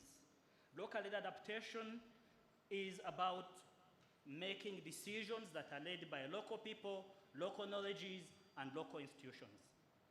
It does not mean that it's about local, but the center and the leadership. The key word here is leadership. Then talking about measuring success framed by local realities and local framings. It's one thing to measure success, but it's success for who? And who's measuring success? So we're talking about measuring success based on communities and community realities. Again, as a point of emphasis, considering inequities and marginalization at local level. It's another way of you taking a lens that targets and deals with inequalities, iniquities, and marginalization at local level. Things moving fast, okay? Move for me one slide, please. So what is the purpose? The purpose of this, the LL COP of community of practice, pardon me, that's the double COP. It's not supposed to be that single COP. It's to ensure that experiences, evidences are translated into making decisions, but also improvement of systems. People talked about the systems, support systems. If you talk about a farming community, how do you have improvement of those ecosystems hinged on the various knowledges, experiences, and of course, the investments that are being done. So this is about bring about coordination across multiple actors and programs, continuous learning from what is working on ground. I mean, what is working is very important. Again, to make sure that it's not about investing, but you need to learn what's working and what's not working, and accordingly learn from that and scale out. Contribute to collective knowledge on and resilience. There's quite a lot of knowledge there and experiences, but that experience is not tapped into to bring about resilience that is very much required. There will always be challenges. We're having, for example, IFRA program being piloted in various districts. What are people seeing? What are they learning? And when you bring that together, the learnings become larger and much more impactful. And then someone already talked about informing policy, planning, and scaling up decisions based on what we learn from across scales. Next, please. Yeah, and this is the structure, the broad structure of the LLL COP. And again, this is not cast in stone. It's just the framing, and we are just beginning. Very many things will change, but this is the initial framing of the community of practice. We begin, first of all, you have the lead ministry by mandate. It's a Minister of Water and Environment. And you're having the CCD, Climate Change Department, being much more of the entry point for this. And then you have coordination also being linked to the host and also the CCD, who are the focal point. And then you have the facilitator. The facilitator can be many people. It can be a particular group of people, but for the moment we are saying that this developed university consortium, universities working with others could be the beginning point for facilitating, and then all together the heart is the members, and again, to our side, it's literally everyone is a member, can be a member, but we can have a core group. This is really largely those who are most active, and those who are actively involved in volunteering to facilitate the, it's supposed to be participatory. And then you have honorary members who are really largely on coordination, volunteering in coordination. And then you have the, if it grows as expected, the expectation that we may end up having something like a board supported by an advisory committee. So this is how generally it is framed from the start, but even as we move on, the framing is going to change in a way that helps to achieve what we intend to achieve. So in this context, this begins with sitting on Life Era program, again, which is one of the initiatives linked to what I talked about by LDC countries aiming at realizing the vision that I mentioned. Resilient communities, resilient ecosystems, and resilient economies. And the issue is about strengthening institutions and bring about systems that can support adaptation and resilience, especially delivering resilience at local level. And then the vehicle for doing this is devolved climate finance mechanism. The word is finance, but does not mean it's about finance. It's about participatory planning, participatory monitoring, evaluation, and learning, and then also you have informed decision-making based on the information that is available. And then again, everything is about whole of society and whole of government. And everything meets here in the middle, where you have local area adaptation, community of practice, knowledge sharing, learning, and then coordination. And the connections can be as wide as you may want, as you may want to have them. But ideally, it goes back to the local communities being at the driving seat and at the center. The benefits, coordination of different actors, already alluded to, facilitating learning, I've talked about that one, building trusted communities, filtering information and knowledge across different discussions that are involved in this whole process, and then amplifying good ideas and solutions. There are solutions there that have lacked opportunities to be amplified to make sure that those solutions and innovations cut across, and then capacity building, knowledge capacity building through the whole process. So at the moment already, we have knowledge generation happening and documentation through for example, in the LIFER, the DCF mechanism being piloted, knowledge generation and documentation, peer learning exchanges, there is some of the activities that are happening and will continue to happen. And then forming a policy and program design, already there is emerging evidences and experience that are helping in various ways to highlight policy areas of improvement, and definitely this will have to continue. Supporting scale up and resource mobilization, already from recognizing, from learning what's happening, we are generating evidence and rationale, strong rationale of why should there be financing to a given location and why. So because of building learning, knowledge, we are building sound rationale that can be used to justify why funding needs to happen somewhere. I think, can I go to the last slide, please?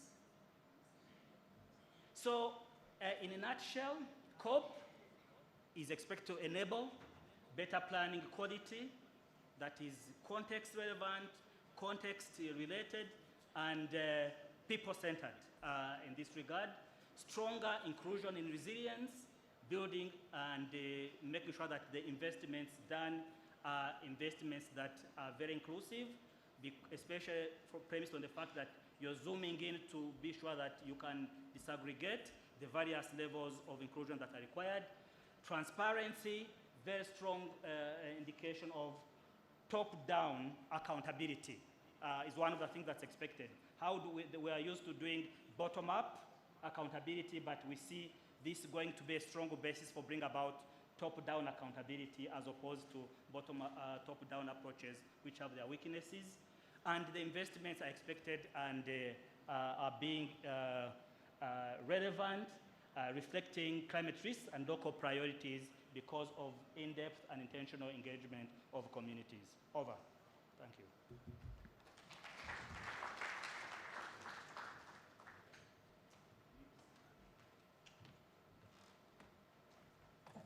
Let's give Professor David a bigger round of applause. You can see the teacher in him. I was almost tempted to bring a handheld mic so that you can be able to have the movement as much as possible. Now, we'll be going into experience sharing, but shortly before we do, we need to have a bit of an interlude. Do we still have our little Earth soldiers here? Yes. please, let's have you here. Let's give them a big round of applause and some warmth. Let's have the Little Earth Soldiers give us a nice, beautiful poem or presentation, and thereafter we'll be moving into now experience sharing on some experiences from the learnings and implementation, and of course we'll be starting with the Life AR program, and that presentation will be coming in from the Ministry of Water and Environment. But for now, it's time for these Little Earth Soldiers. Yeah, you need to be specific on the wordings. One says there is no planet B. So if you think there is planet B, can we please have some handheld microphones? There's one right here, sir. There's one right here.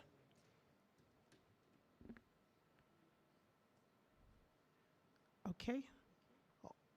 We had a second mic. I'm wondering if it is somewhere close by. Okay, right there.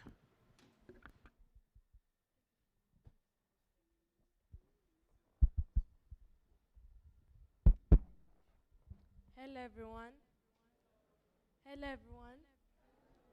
My name is Grace Stewart Nisima, and we're the Little Earth Soldiers. We're a group of young people that come together to fight for the environment and for our home.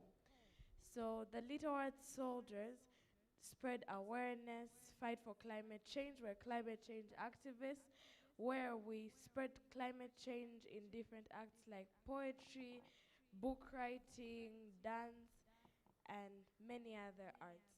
So today we're gonna perform a poem. It's called We Woke Up First. Be blessed as you listen.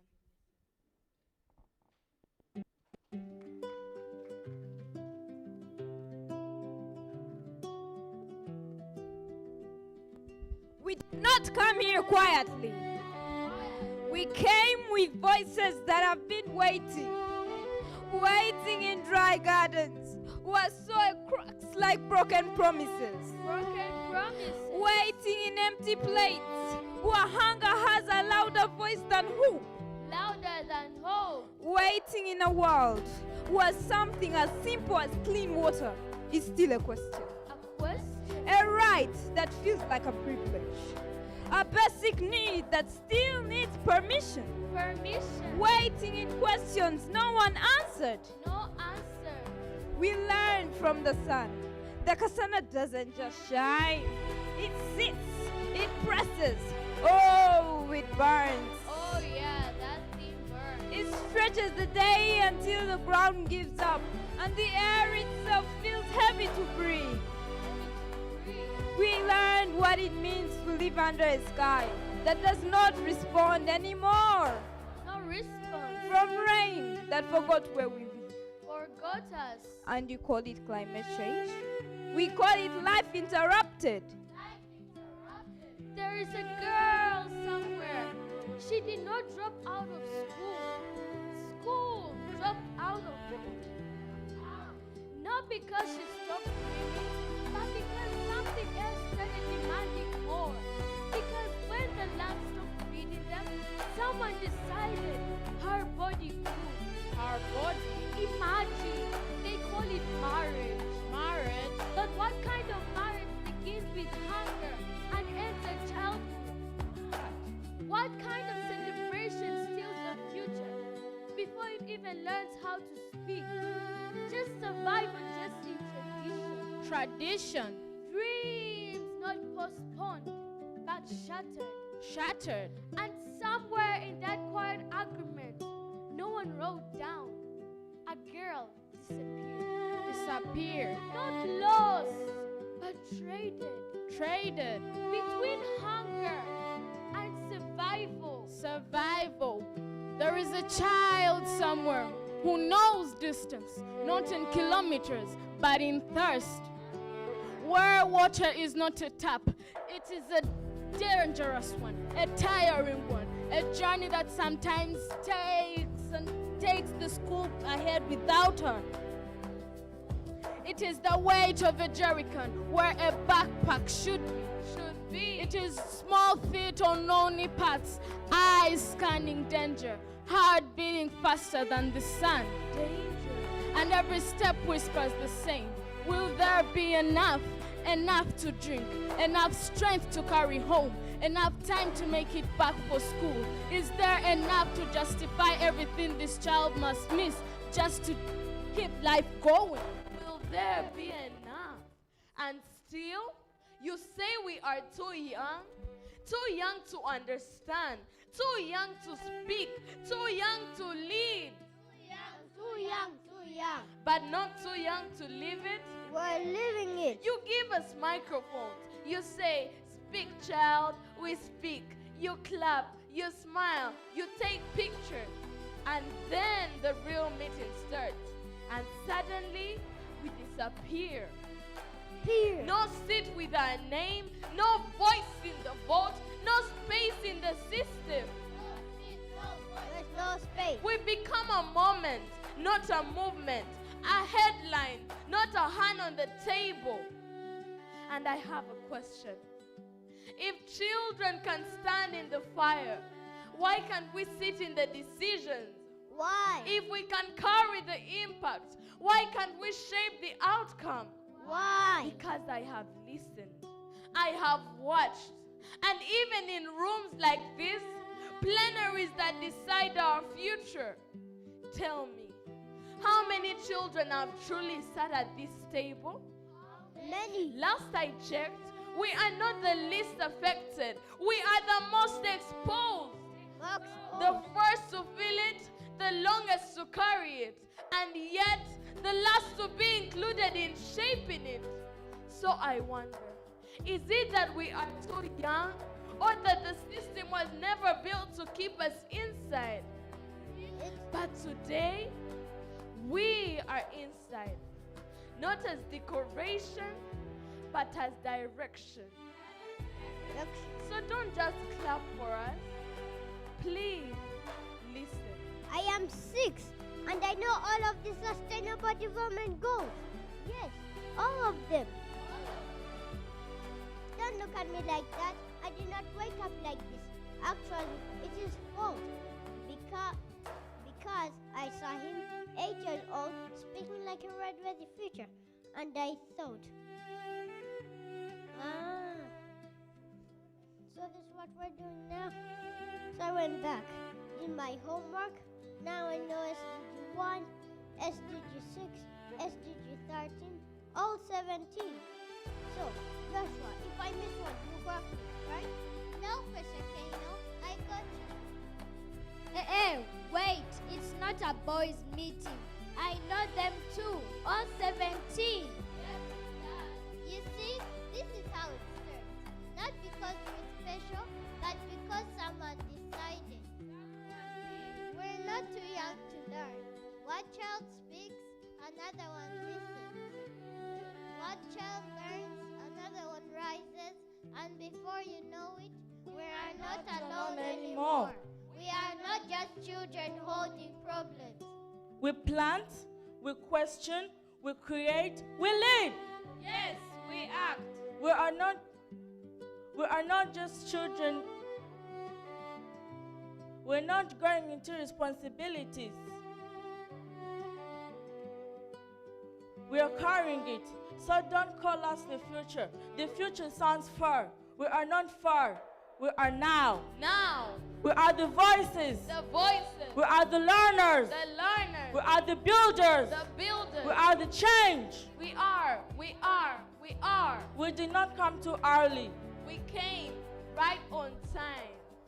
And today, allow us to thank the Ministry of Water and Environment for not just inviting children, but making space for us to be heard.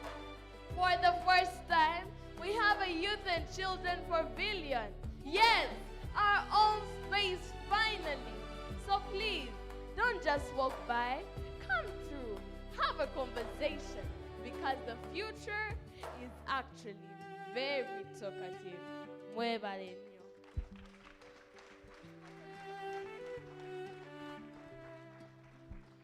Point of information.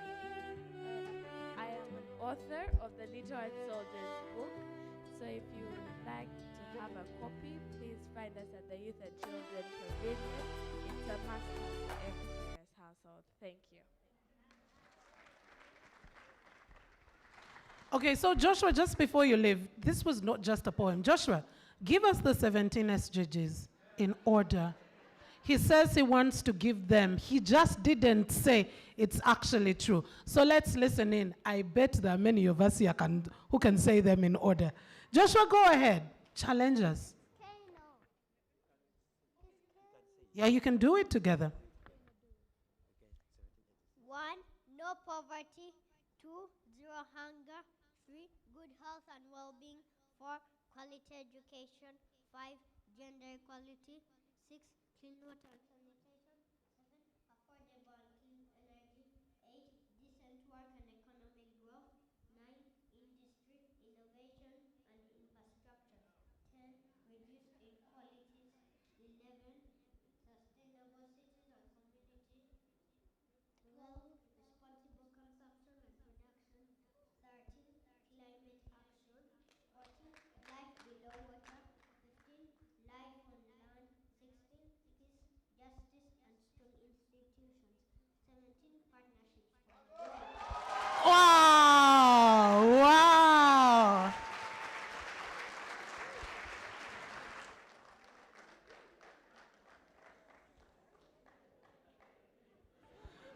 That is not enough. I think the entire, all of us, please, let's do it the African way, the Ugandan way. We call it kufua, right? Please. This is not just a moment like the kids said. Okay, no. Uh-huh. We have a final one. Someone is wrapping it up. Laika?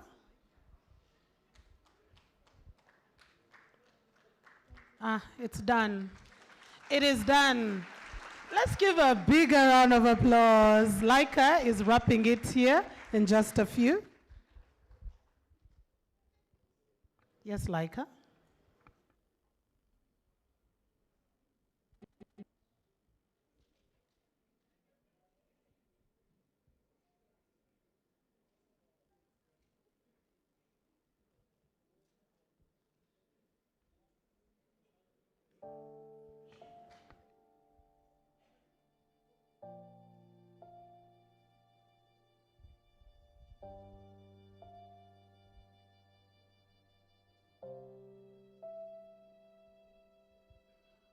Oh, Mother Nature, so tender, like a mother's soothing care. Always sacrificing yourself with no limits. Beautiful skies, stunning forests, flowless ocean sounds. Gives me a sound of natural perfume and chirping sounds as I go through the forest. She gives us a good ground beneath our feet as we go home. But for how long are we gonna take and suck the salt out of her? Who will hold steady my child as she makes her first footsteps? Dear Mother Nature, my home, my healer, my guardian, my provider. I'm sorry for the way we have treated you. I'm sorry for the garbage we have thrown in your seas. I'm sorry for the pollution we have put in your precious air. I'm sorry for the animals we have extinct. I'm sorry for all the majestic trees we have cut in our path to personal success. I like to believe that our future will be cleaner. I like to believe that our future will be greener. I like to believe the children of the future, which I guess includes yours too, will treat you better. I promise to learn more about your struggles and how to prevent them. I promise to spread the word of your struggles. I promise to protect all your enamoring animal species. It's my time to give back, and I know it may take some time, but I hope my positive actions towards you will treat you better. I don't have to be perfect. I just have to start. I know I'm a little young, but even better that I have enough years to make it right by you. It's me and you until my kind recognize what a blessing you are. Thank you. Wow. Thank you so much, the Little Earth Soldiers. That's been let's give them a bigger round of applause. And a special thank you to the Ministry of Water for giving us the pavilion. Yes, we agree, you're not just a moment, you are a movement to the children. You are not the decoration in this house, but you are a declaration to the conversations that we are having. I bet even if I gave someone $1 million shillings, and I did randomly, some people may not say those SDGs in order. Who can? Okay, let's speak the truth. Who can, in order? You see? I love that we're being truthful. That we just need to stop talking, but get actual with the things that we're doing. Thank you so much. That was a much well-deserved interlude. And now we'll go back to our conversations. And I'd like to invite on experience sharing, particularly looking at experiences from the Life AR program. Allow me to invite Madame Scovia Akot to take on this conversation in a few minutes before we get UNCDF. Let's give Scovia a bigger one. Unless you're saying all the claps went to the Little Earth Soldiers. Welcome, Scovia. Okay. Thank you very much, and we're glad to have all of you here. My name is Scovia Akot. I work with the Ministry of Water and Environment here, and I'm the national focal point for the Life AR program.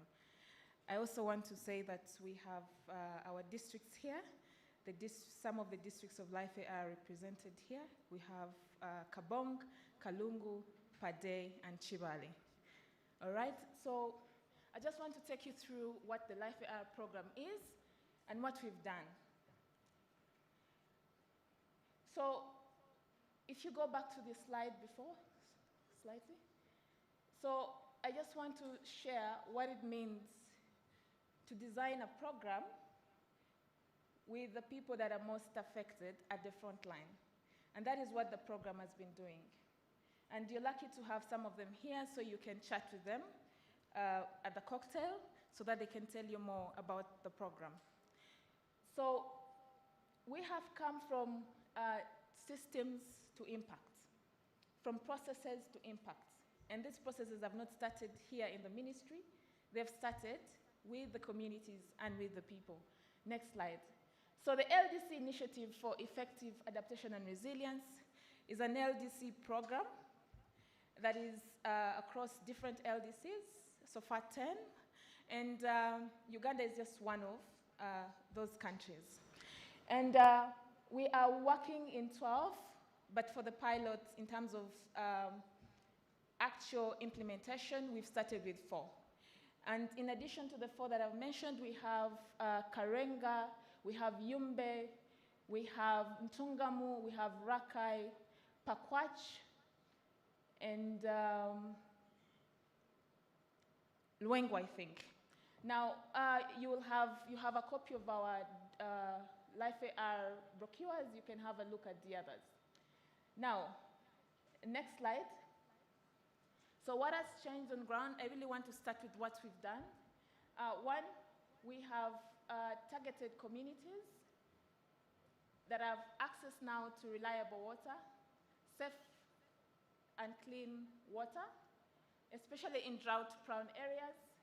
We have rehabilitated or constructed community access roads, and we've improved access to services.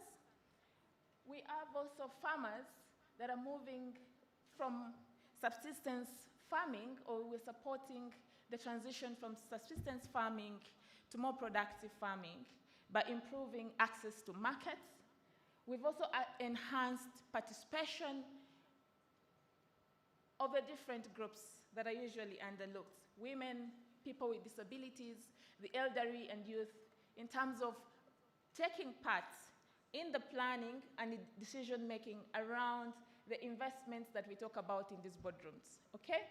We have also had the opportunity to have communities participate in decision-making, even including in risk assessments, secondly, including decisions around procurements and monitoring of services that are provided to them. But we have also improved the coordination at the lowest level, ensuring that communities work with their leaders at the parish, sub-county, and district level. Next, please. So, how did we get here? So, we have a famous slogan that this is business unusual. We are shifting from the norm, and I like the conversation that was earlier in the room here around shifting from pilots to programs, shifting from boardroom actions to grassroots actions, and that is what we've done. Scaling finance, ensuring that finance reaches the most affected communities. Next. So I've talked about this. So the Life AR program emphasizes that we must, first of all, ensure that the program is owned by the national government. Implementation does not happen with Ireland that funds the program. It doesn't happen with the UK government that is supporting us. It will not happen with the development partners. It will start with us. We initiate the plans, they provide the resources, and together we work to ensure that implementation works out, okay? And then secondly, it has to be embedded within the existing structures of government. And that is what we are doing. We have different platforms right from the national level to the district level that mimic this kind of coordination and systems support for existing structures in government. And then we're also looking at a long-term process and delivery, that we're not doing just a pilot. As much as we'll say this is pilot for a year, for a particular district, is just where we are starting. We're looking at broad programs that can actually deliver change, because change or resilience will not happen in one day. And that is where we started from with our challenges with the NAPA, and now we are saying we need to look long-term with our NAPs. So this is just a true reflection that government is now implementing what we've been talking about for years. And then, in many cases, we have financing.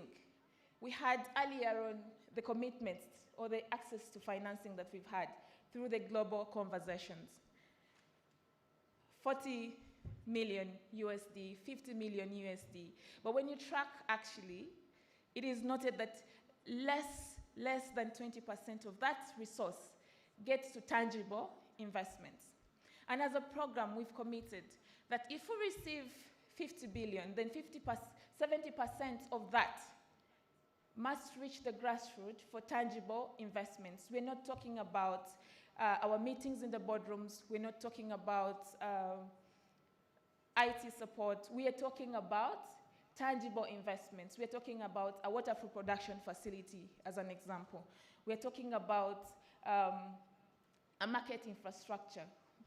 We are talking about a climate resilient road. We are talking about tangible things that communities can directly benefit from, and they can realize the changes that they have been seeking for resilience, okay? So next. So I'm going to ignore all this. I've mentioned this already. We are looking at systems change, at decision level making, at program design, and then at implementation.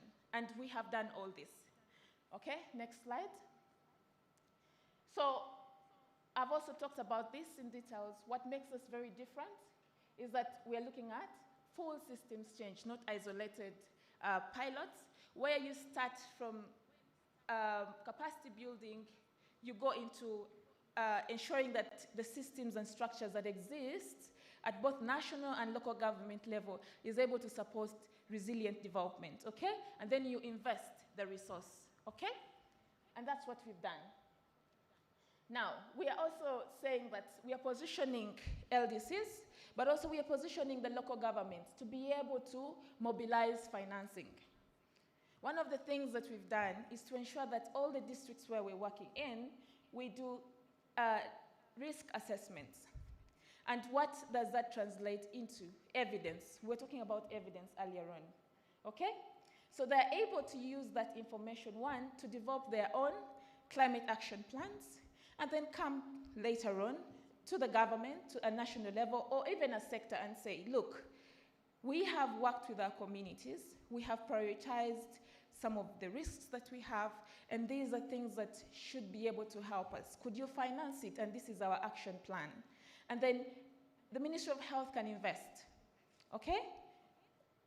The Ministry of Local Government can also provide financing, and this is going to be integrated into the national development planning process. But also, any development partner, we have Give Direct, we have UNCDF, you can now use this to support the local governments, and I think that is a more structured approach. Next slide, please.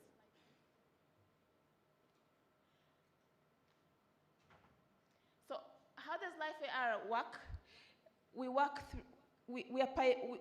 are running on a devolved climate financing mechanism. Please go over the slides. And with the go over, this you're going to read, please.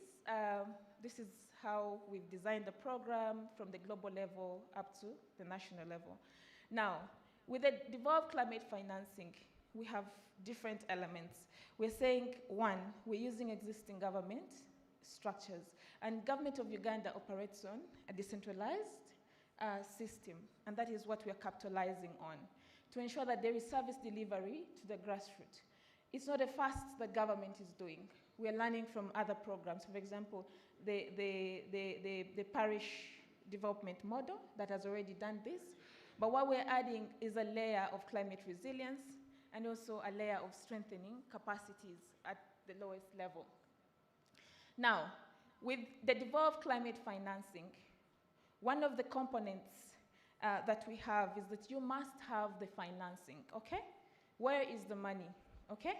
Where is that component of money that is dedicated for climate resilience? Number two, once you have the resources, can we have coherent planning together with the people that are affected at the lowest level, okay? Number three, can we have the money and the planning go towards climate risk? And that is where we add the element of climate information and climate resilience planning. Please, can you go over the slides? I'll tell you where to stop. Yes, stop, go backwards. So this is the DCF itself, the devolved climate financing mechanism. And then finally, we do monitoring, evaluation, and learning.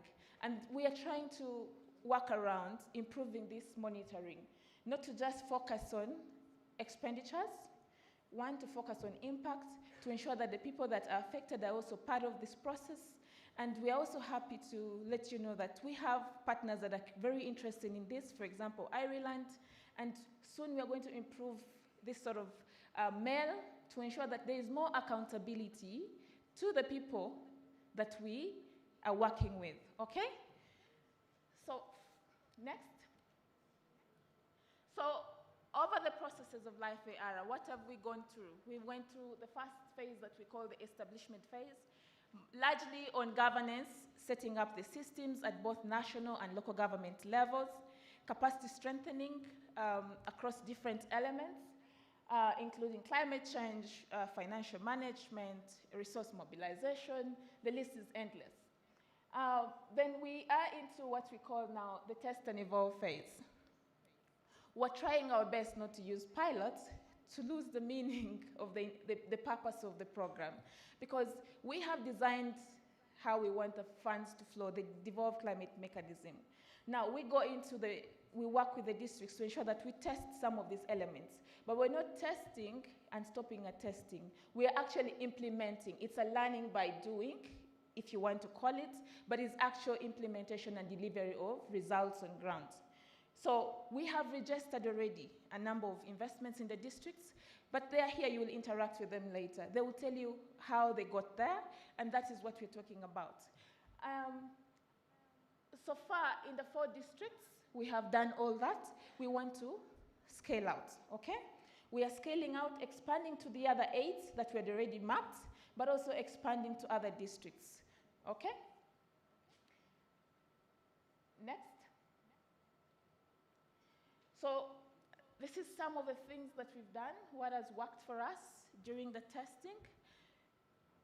And we are soon concluding the testing phase. It has been a 3-year testing phase. We're just ending the 2nd year this March, and then we shall go into the final year.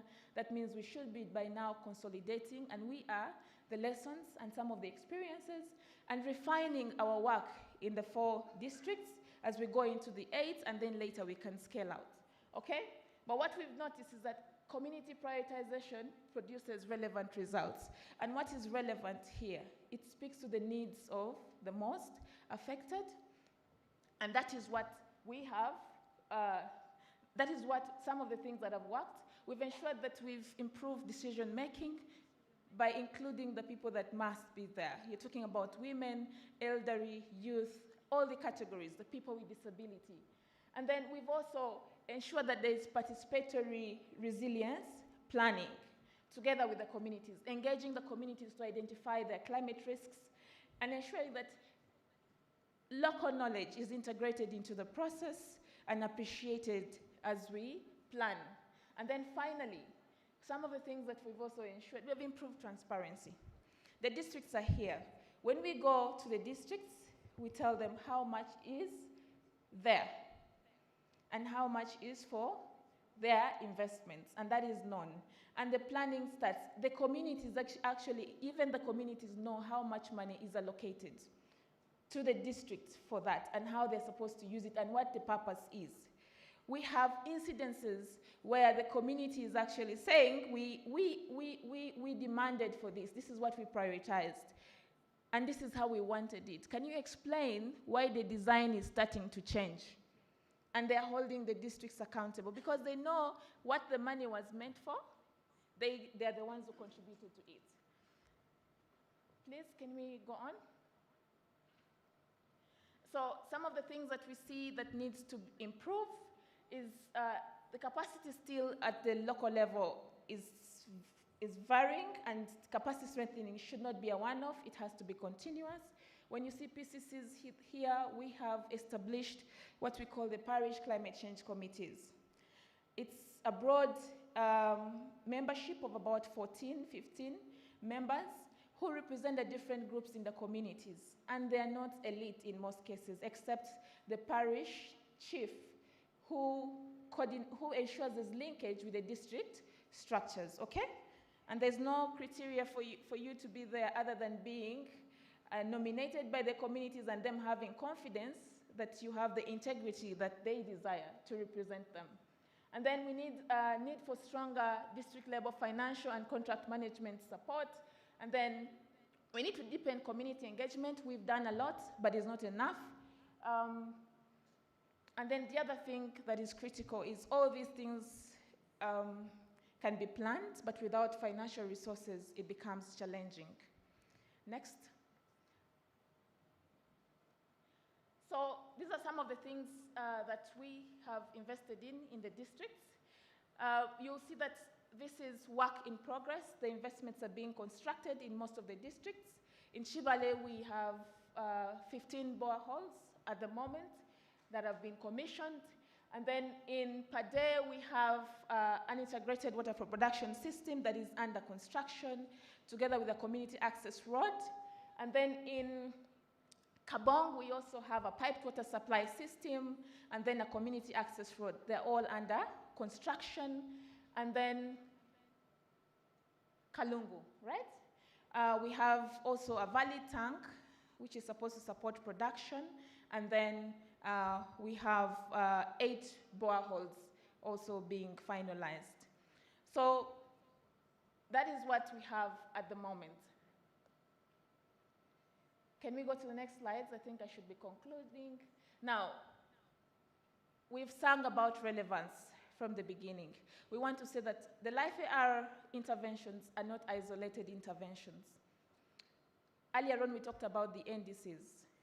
And when you look at adaptation, all this is core to adaptation, right from capacity building, right from supporting planning into tangible investments. And when we go to the national adaptation planning, we will have a brief update in a few minutes. We see that this is all aligning. And when you look at the development goals for Uganda, we completely align with all this. So I want to stop there, and I want to thank all of you for listening to me, and glad to have you once again.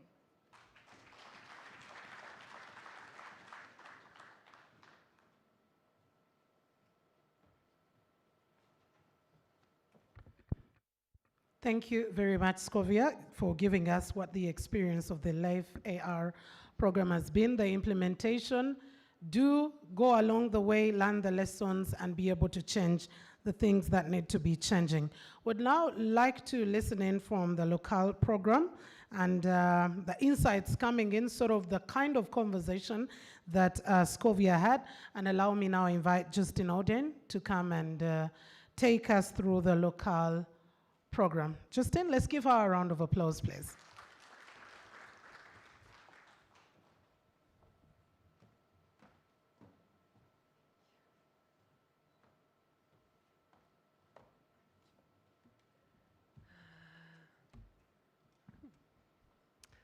Good afternoon, everyone. So my name is Justine. I work for UNCDF as program manager of local facility in Uganda, and also regional lead for the Eastern and Southern Africa region. So it's a very beautiful room. I just realized I don't see the screen. Well done on Scovia. That was a very beautiful presentation. Again. Local, and as presented earlier, is one of the mechanisms. There's several mechanisms in the world, and we are lucky enough, I think, in Uganda to have several programs, mechanism running, Life AR and local, maybe more, maybe other partners joining, etc. But most importantly, bringing all these programs, bringing coherence and alignment with national systems. So I think Scovia made it very clear.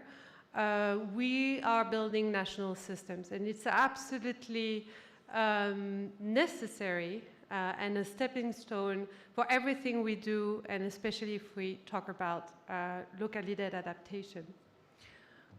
So if we go to the next slide, just few figures and few words about local facility.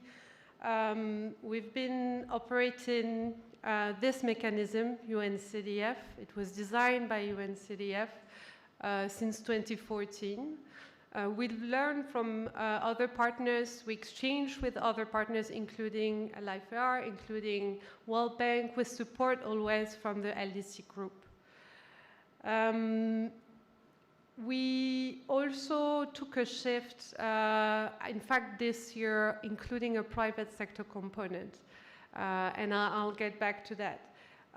What is important is that we are building from an history now of mobilizing partners and catalyzing climate finance, reaching now 320 million climate finance mobilized, and across more than 390 local governments. So we are building also across the world what we call, and what we are talking about today, a community of practice. It's also very core to everything we do. It's true of the different mechanisms, but really bringing this peer-to-peer exchange, not only between countries and as a South-South cooperation, but also between local governments. And from experience, I know that we don't learn better than from our peers. So this is really building from this, that this mechanism, Local, and the other programs bring together, and bringing together this local government is absolutely key. We can go to the next slide. And it's actually key because you know that very well. This was discussed in the morning, but the gap is widening. So when we hear there's a lot of programs, there's a lot of mechanisms, sure, but let's look at the gap. We are not enough. We need to crowd in and to come together because the gap is widening. And it's also true of bringing the private sector on board. It's also where we can leverage and catalyze more for sustainable development. Next slide, please. So this is a specific slide. Some of you might know how Local works. In every country where we have interventions, we use a fiscal transfer systems. So we are completely aligned with fiscal system and fiscal decentralization systems in countries. In Uganda, in fact, we use what is called the DDG, the Discretionary Development Equalization Grant. It's a window of the current fiscal architecture of Uganda. This DDG was created throughout the year and reform processes, and one of the last steps was, in fact, to include this window for climate resilience. So it's now there and possibly usable by any local government. Of course, what needs to be brought here is also the resources. So that's also where the catalytic aspect and mobilizing resources is key and core to what is done. The second aspect that is core also to Local, it's true also of LifeAR. When we talk about locally led adaptation, we talk about grants.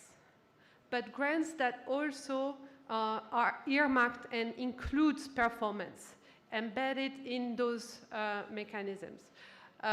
So we work with what we call performance-based climate resilience grants. And what is important here is that the performance is assessed against climate resilience. So in fact, and the local government's representative here in the room knows that perfectly, performance-based grants have been existing in Uganda since 1997. So it's nothing new under the sun. It's a system that works really well. In fact, Uganda is one of the most advanced countries in performance-based grants systems in the region, if not sub-Saharan Africa. Now we are bringing one component more, the climate resilience component. And then what it does is that not only it incentivizes local governments to do better, to include those climate resilience, mainstream it in plans and budget, but also it allows us, development partners, partnering with ministries, technical partners, NGOs, to know where are the gaps. And it's very important because, of course, throughout this process, what we intend to do is to improve, to get better. But to get better, we need to know where the gaps are. This is also important because, like LifeAR, we work in phases. So we build from a pilot phase, slowly graduating to consolidation, to then with the end goal of going nationwide. At least, doesn't mean that it would cover that this mechanism or Local itself will cover for all local governments, all 135 districts in Uganda. But at least setting the framework to allow for any local government to have access to this climate finance. And it's very key because, as we said before, the climate finance that exists, that is there, is already quite small. But it's even smaller what actually reaches local governments and communities.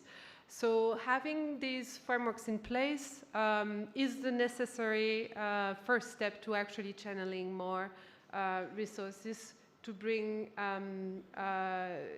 to address the needs at scale. We can go to the next slide. And part of this shift that I was mentioning earlier, and in fact, Uganda is piloting this shift in the region and globally, including now market finance and making sure also that the grants has a catalytic role, including and creating the condition for market finance and the private sector to be involved, and for us, development partners, to actually partner with domestic financial institutions. And this is also very key in all our processes, building national capacities and national institutions frameworks to ensure sustainability in the long run. So the next slide, please. So in terms of scale, when we talk about scale, what do we talk about? We talk about, first of all, globally. Globally, we are now, Local is covering 23 countries where the grants are actually channeled through fiscal transfer systems. With different levels of maturity, as I showed, different phases. Uganda is in fact now reaching the second phase, is now in the second phase, reaching the third phase. I'll go back to that. With the purpose of reaching more and catalyzing more. If we can go to the previous slide. Yeah. So there's a lot of figures, but just saying again, in Sub-Saharan Africa, we are also increasing the number of local governments that we are reaching now, building from phases to another, increasing gradually the number of local government. And with one core element is that this mechanism, specifically local, provides also for an ISO standard. What that means is that it provides a framework that can be used and utilized and replicated, and provide also the guarantee to donors to actually know how use of proceeds are, how proceeds are being used in line with these standards. So if we go to the next slide. So as I was saying, Uganda is now reaching, is now in phase 2. We are reaching 2.5 million. And we've deployed now 3 cycles of grants. So what that means is that we started with 4 local governments, Nebi, Kasese, Noya, and Zombo.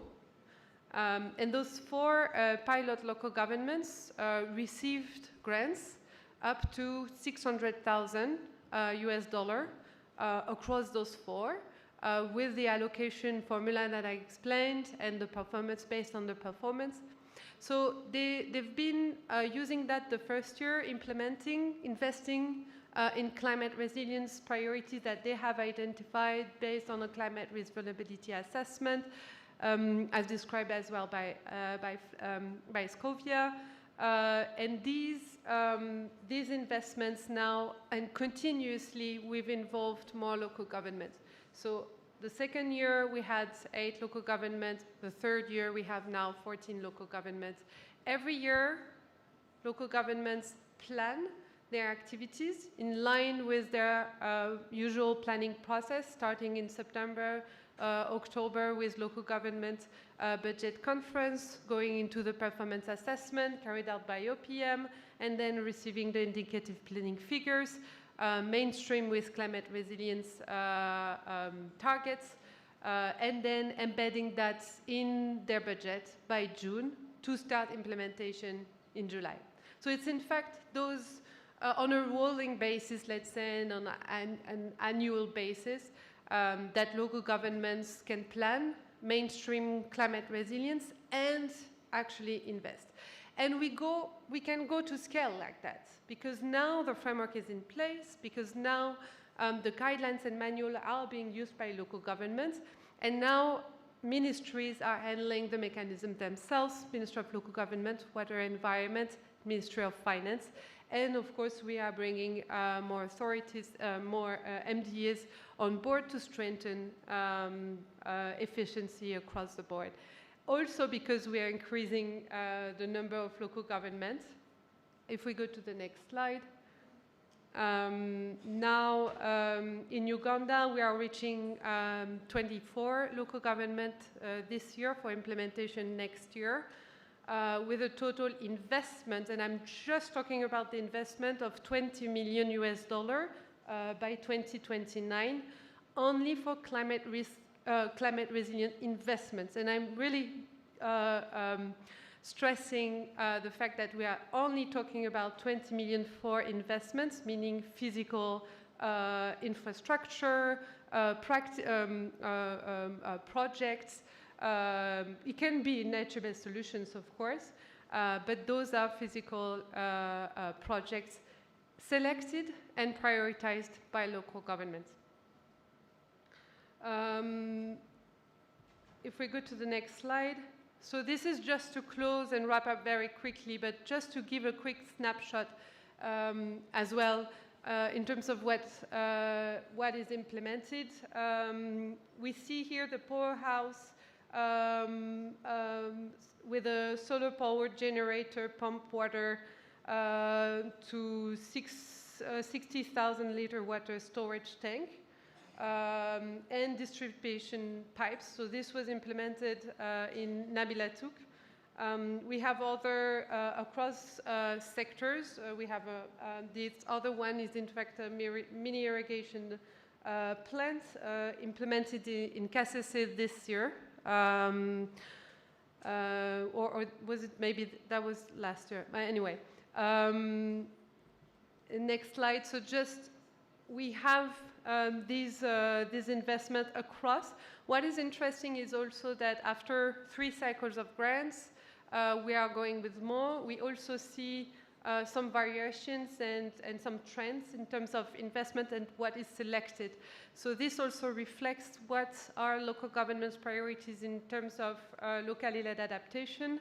And this also speaks to national priorities, of course, and implementation of national priorities. One of the highest at the moment is water. So that's exactly what we were talking about. Water, second is in fact infrastructure, but by far now water is really one of the biggest. We also have a bias that geographically we are also increasing the number of local governments in Karamoja, hence also the need to focus strongly on water management that this sub-region is also facing. I think I will stop here. We have a number of other pictures, but I think just to close with the last thank you slide, we remain available. Uganda is on a pathway and has the framework in place to mobilize more, but we also know that we need to bring the finance at scale to address the needs for Uganda and for the countries across the world to address adaptation. Thank you.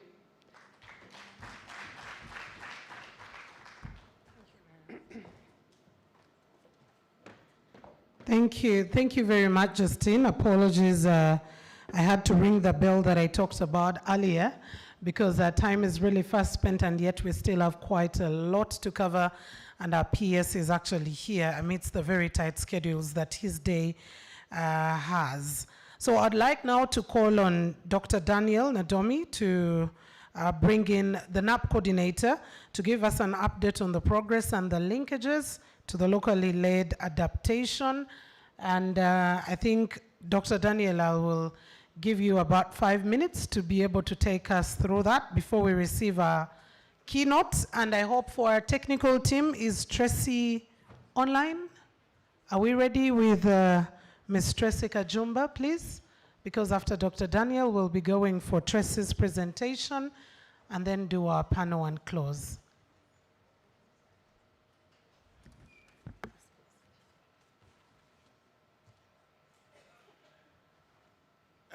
Thank you, Mildred, Mr. Chief Guest. My name is Daniel Nadomi. I am making a presentation on Uganda's National Adaptation Plan. Next slide. Next slide. Yes. I want to take you through what we call a NAP. Actually, NAP is a strategic framework which is aimed at reducing vulnerability to climate change impacts by building adaptive capacity and resilience across all sectors.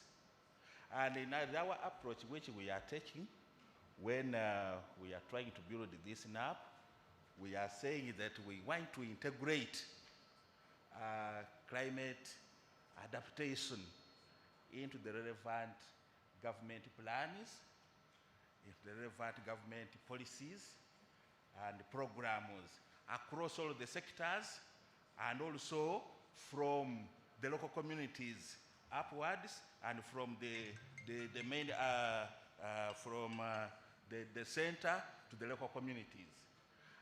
When you look at a NAP, it has important ingredients here, which I have highlighted. We are saying that a NAP, which is good, is actually country-driven. Every country has to make its own NAP. You don't expect a different, another country to make it for you a NAP, because the priorities are different. And at the same time, this NAP which we are making is a continuous process, and it is iterative, meaning that when you finish this step, you can continue to another step. But if you discover that the step you have gone to is not really very appropriate, so you again have to come back. It has that kind of iteration. And at the same time, since morning, people have been talking about participation, community participation, and so on and so forth. A NAP is taking on that participatory approach. Everyone is supposed to participate in its development and also and how it is supposed to move. It requires multi-stakeholders, because every stakeholder is important in the NAP process. And actually, this NAP which we are developing, it has to base on the science which we have in terms of climate change. Next slide. Here, as a country, we have received some funding from the Green Climate Fund. And the amount of money which we have received is 2.9 million USD. And the funder, I have talked about them, the Green Climate Fund, and the timeline is here. The project started 30th June 2021, and it is expected to end on the 31st of December 2027. Next slide. Here, when we are talking about our journey in the process of making a NAP, Uganda has been doing adaptation planning. And we started long time ago. Here in 2001, National Adaptation Plan, National Adaptation Program of Action, which we call NAPA, they were established. And they were actually established to help least developed countries to respond to the immediate adaptation needs. Then around 2007, Uganda submitted its NAPA, and this was an early signal of national commitment to identifying and addressing climate vulnerability. Then in 2010, the NAPs were established under the Cancun Adaptation Framework of COP16. And this one was providing a framework for medium and long-term planning.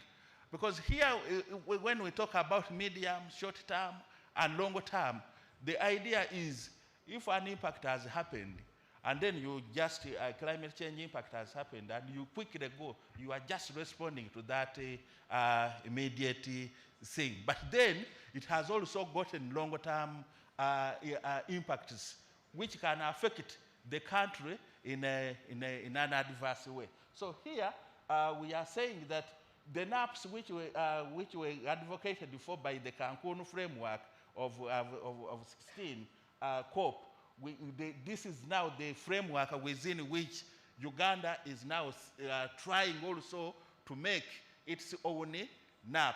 So here we are saying that in 2021, the SAP project, which is being funded by GCF, which is actually amounting to 2.9 million USD, this is where it is coming from. It is coming from that framework of Cancun, which advocated for this one. And now we are trying to implement this NAPO process. By the year 2022 to 2024, we have done something. Here we have said our implementation, whereby we had the task force being formed, the sector working groups, civil society organizations, having engagement with the National Climate Change Advisory Committee. At that highest level, we had that engagement already. It has been established, and now we are ready to go.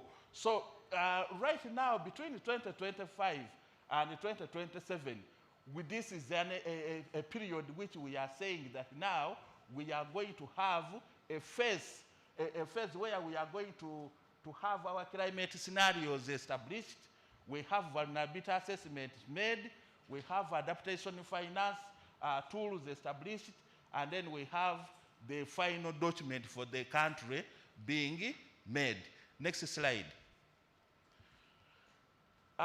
Here, the objective of this NAP exercise are here. They are two mainly. The first objective is that we want to reduce vulnerability to climate change impact by building adaptive capacity and resilience across all sectors of the economy and communities in our country. And then secondly, we are saying that we want to integrate this NAP into our development planning. Therefore, we want now to have that coherent integration of climate change adaptation into relevant government plans, policies, and programs, including development planning processes and strategies within the sectors at the different levels. These are the cardinal objectives which we are basing on to form the country's NAP. Next slide. Here, this country's NAP is going to have 4 expected outputs. The first output, we want to strengthen adaptation planning.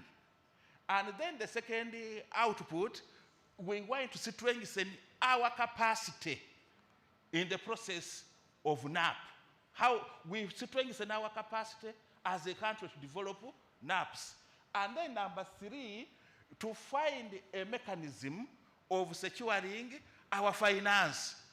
And then number 4, we now find a way of disseminating lessons that we have learned from the previous processes of making NAPs, so that now we can be in position to revise, we can be in position to evaluate, we can be in position to monitor the successes, and then also to work on the revisions that we may have identified in the previous mechanism of making our NAPs. Second, next slide. Here, the project which we are heading now, we have achieved quite a number of things. The first one is that the project team has been established, and I am here And my members, some of them are behind there.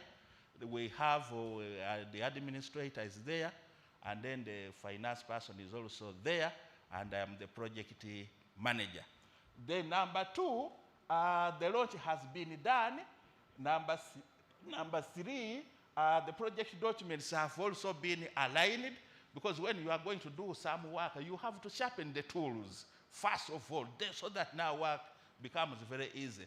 That alignment has been made, and then we have had stakeholder engagement at that highest level.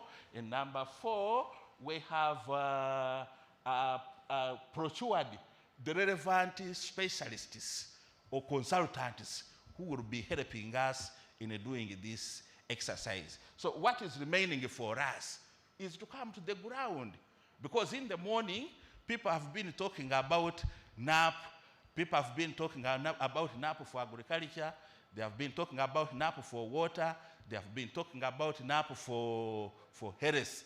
And now here we are saying the NAP for the entire country is not there. Those NAPs that have been developed, those are sector NAPs, but we do not have a country's what? A country's NAP, which is an umbrella framework within which all of these NAPs are supposed to be anchored. So here, the consultants whom we have hired, we have a consultant who is going to deal with the gender aspects of the NAP. We have one for communicationists. We shall have one who will be dealing with the web platform, so that every information which we have, we put it on the website. And then we have one for adaptation policy. Then we shall have one who will be modeling climate scenarios. And then we shall have another one who will be assessing the climate change risks. Next. My final message, because there is no time, the message is that we need to build Uganda's resilience to climate change together. If we don't do this, there is nobody who is going to do this for us. Everyone who has been speaking since morning is talking about togetherness in terms of building climate change resilience. Let us adapt and build climate resilience so that our country can go green the way the slides are looking. Thank you so much.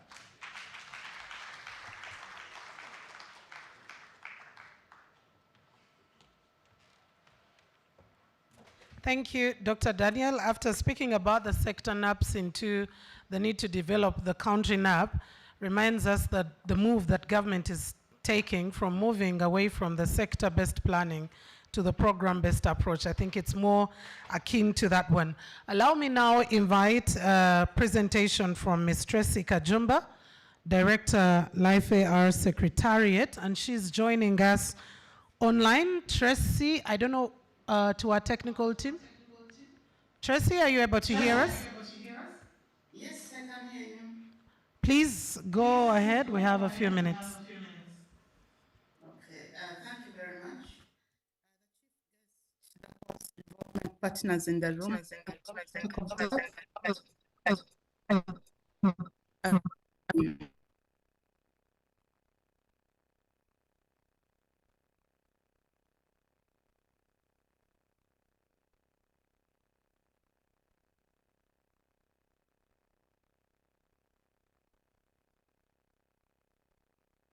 Yes, please, you can go ahead.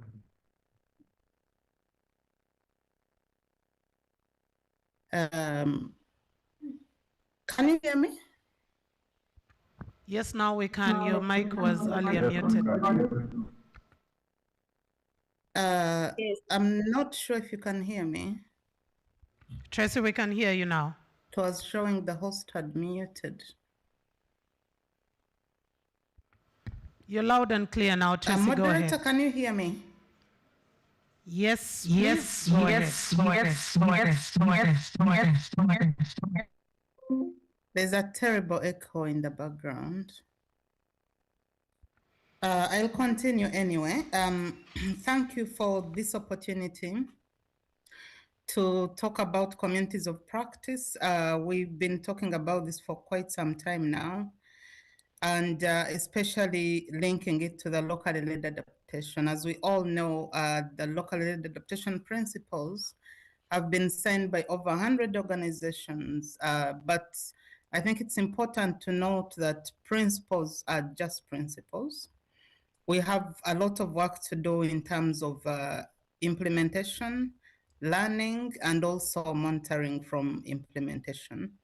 And from the previous speakers, Lifeair, Local, and others, I could hear the principles being mentioned in the comments, in the examples that came from the countries. And Uganda is a signatory to the locally led adaptation principles, and we are seeing a number of initiatives that are working towards addressing locally led adaptation.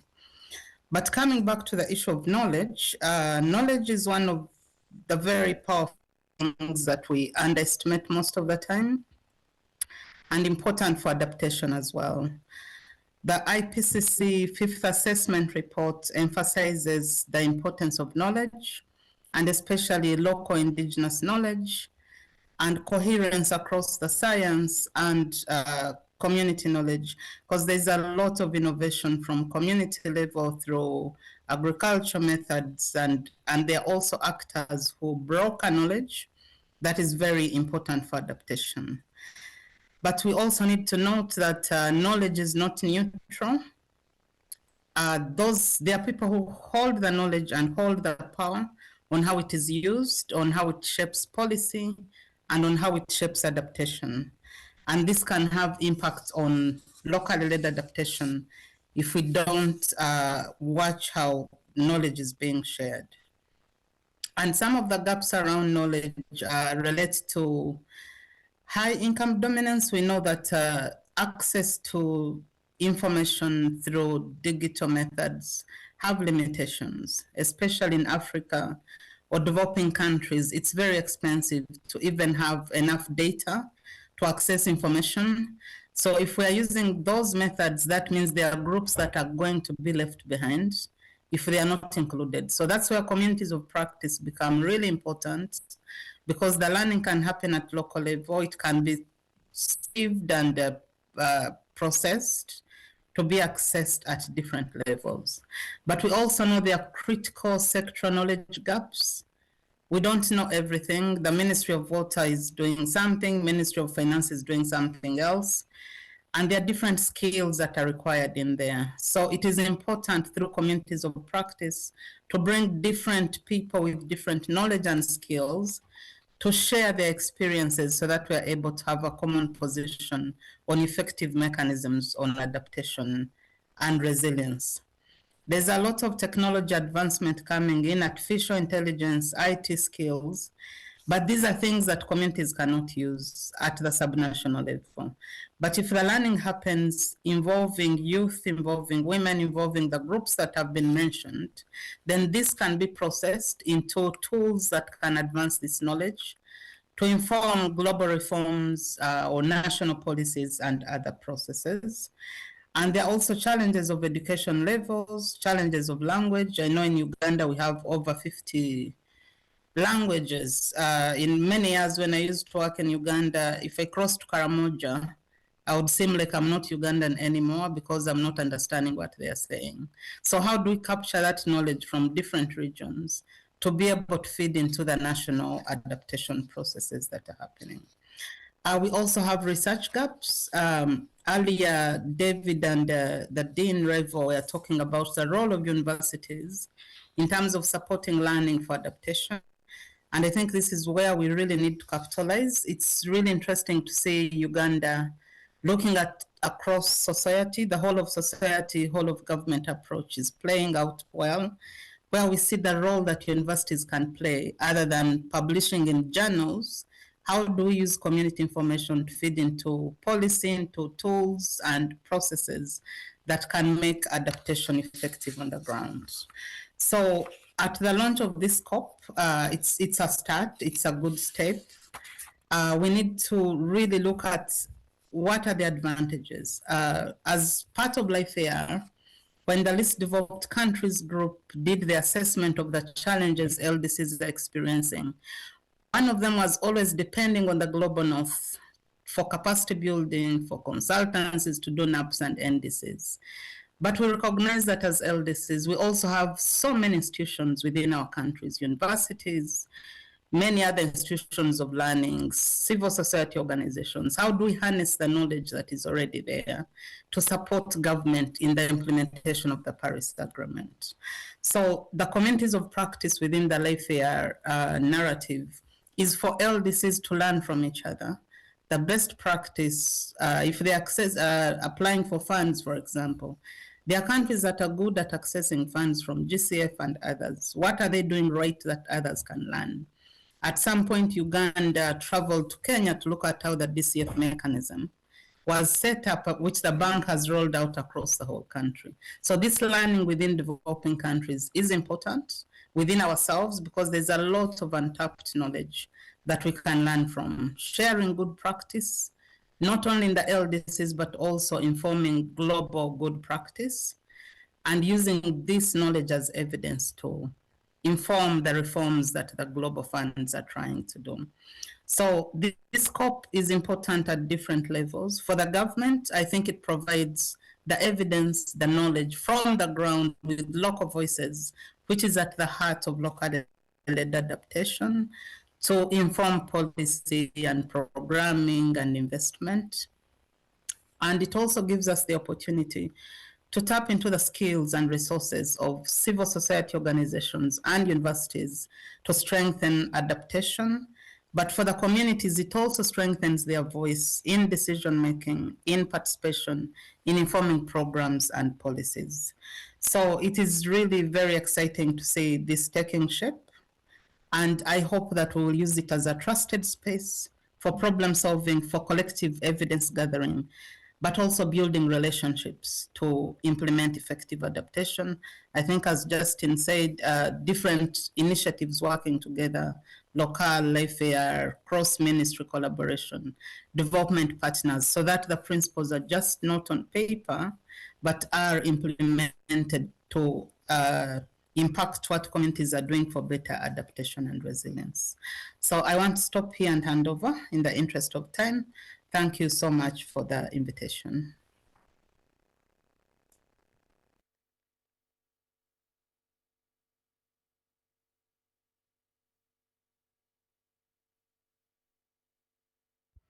Thank you very much, Tracy. It's been a pleasure having you.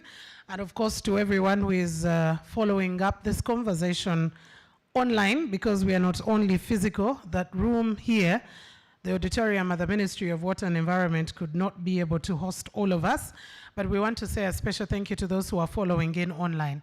I know as the minutes go by, we're slowly but surely remembering that we have journeys home. But we have just one more last thing to do, and we'll have our chief guest speak to us, and we officially launch, and we'll be ready for tomorrow. So allow me invite right now Professor Twinom Hanj to take on a very brief panel discussion, about 30 minutes only. This is going to be one of the shortest panels that you have witnessed. And thereafter, we'll have our chief guest, who is the permanent secretary, speak to us, and he will, after that speech, officially launch, and we'll be calling it a day. Professor Twinom Hanj, please come through. Let's give him a round of applause. He will be inviting our panelists and take on the discussion.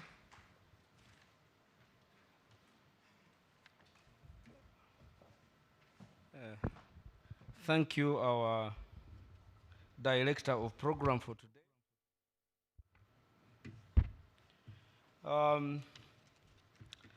It's my pleasure now to moderate the panel discussion, and it's quite also a big pleasure to talk after Tracy, who is leading the Life AR program. She's based in Edinburgh, Scotland. And I'm also happy to welcome our chief guest, the PS, Dr. Okidi. When I look at him, I just remember about 6 years when we were seated in the Windsor Castle, scratching our heads designing this program. So the PS was very instrumental in designing this program. I think at that time we had Tracy also, Joseph Epitu, who has been the national coordinator. I was with David also. So we are happy to see that when we were scratching our heads, we didn't know this would reach this far, but now we have implementation on the ground and we have reached the communities. Our panel discussion will be more about exploring experiences, challenges, and opportunities for locally led adaptation. And we have a rich panel, many of them at the real local level, the community level, where activities are taking place. Allow me to invite our panelists for today. We have Mr. Dr. George Wile Tusabomu from Chivale, is the district planner, where one of the pilots, Scovia Corridor Test and Evolve. We also have a panelist from Karungu district, the community development officer, Rita Ruzena. Is Rita here?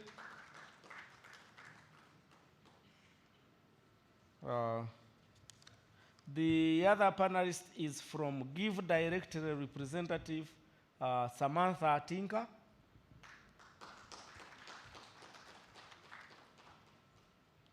We have another panelist from the academia, Dr. Alex Nimsima.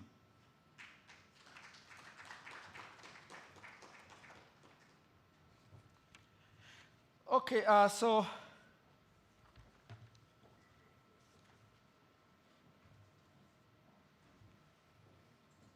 I have two ladies here. I'm not sure who is who, but I'll try to use approximation.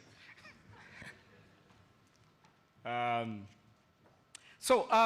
panel discussion, as I said, we want really to tease ourselves and have experiences on what is working in locally led adaptation,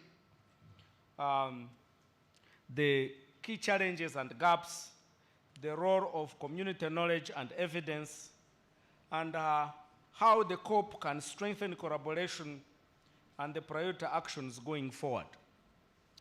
I would like to start with George. The Life AR program has operated in Chivale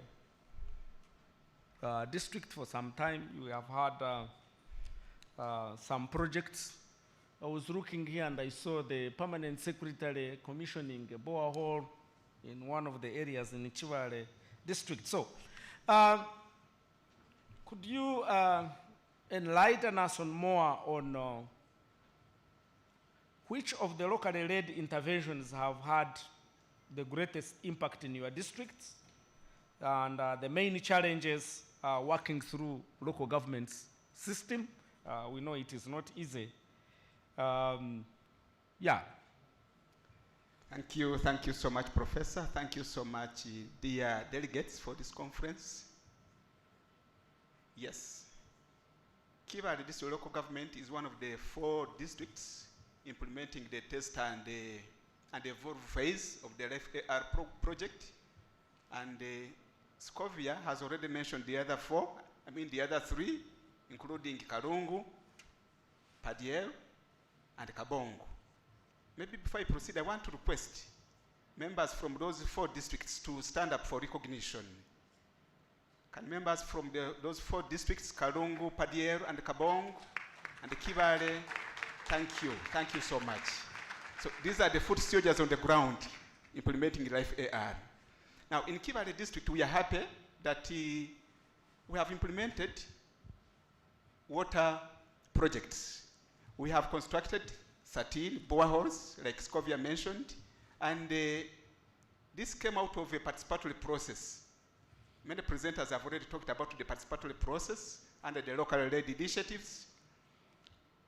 Now, but before the participatory processes, we had a team from the Ministry of Water coming on the ground, and when they came over, they met a team at the district level and they sensitized us, both political and technical leadership, and after which we now moved to the sub-counties. But at the district level, we identified 3 sub-counties that are heavily affected by the effects of climate change. And these are Nyamarwa, Chebando, and Chakazihire. Now, but also this was through a participatory process at that level. So from the district level, then we went to the sub-county level and also trained and sensitized the communities, the leaders at the sub-county level, both political and technical, about this Life AR project. And from there, we moved down to the parish level, where we also conducted sensitization meetings. And also, identification of priorities. Now, that's how the issue of water came on board. Actually, for me as a district planner, my guess was that these communities would consider roads. That was my guess, personal guess. Then we were also moving as part of the TOTs. We were moving with the district production officer, and for him, his guess was that these communities would consider coffee, because for him he's mad with coffee growing, promotion of coffee. But all of us were surprised when all of these communities prioritized water, meaning that now water was the most important issue affecting these communities in terms of, as a result of climate change. So we are happy to have drilled 13 boreholes and the success story. I want to do a little correction. On the first slide that was made by Scovia, it was not the PS commissioning those boreholes in Kibale, it was the Honorable Minister of Finance and Planning, Honorable Matia Kasaija. So you can see, we are very, very happy, but let me say this. Traditionally, in Kibale, using our normal programming, we have been budgeting for 5 boreholes, drilling of 5 boreholes across the district. But through Life AR, we've been able to drill 13, and now 2 are coming on board so that we have 15. So call it 15 boreholes within 3 parishes, 3 sub-counties and 3 parishes. I will later get to the issue of geographical distribution of these boreholes. So you can see that is a very, very important issue. But now, in terms of the coverage, these boreholes only covered one parish, one parish in each of the selected sub-counties. And I think later we are going to request Dr. Kidi, as we plan for the rollout, we could also consider other parishes within those sub-counties, but also other sub-counties that are not yet covered. And I'm happy that this project is putting on board other districts. And I think this is the best way to go. Now, in terms of the other success stories from the program, now, you remember recently we've been having elections. Now, for all the LCC chairpersons in those sub-counties where we're implementing Life AR, they came back unopposed. Unopposed. Now, meaning that the communities have appreciated what Life AR is actually doing. Because for Life AR is on the ground and is community-led. Community-led, and there's community accountability. You must account to the public, to the communities. Now, I want to talk briefly about the structures. I know Scovia talked about it, but I will briefly expound on it. Now, she has talked about the PCC, the Parish Climate Change Committee. Now, this is the topmost organ at the parish level that is responsible for planning, participatory planning, approval of these projects, procurement of these projects, monitoring implementation of these projects, and recommending payment to the successful service provider. You know? Now, the composition of this committee is all round. It is all round. We have representatives, women representatives, the youth representatives, the elderly, persons with disabilities. We have the private sector, the faith-based organizations, the cultural leadership. All this, we talked about 14 members of the PCC. So it's all embracing, and somebody talked about an all-society approach. So we are actually testing it on the ground, the all-society approach.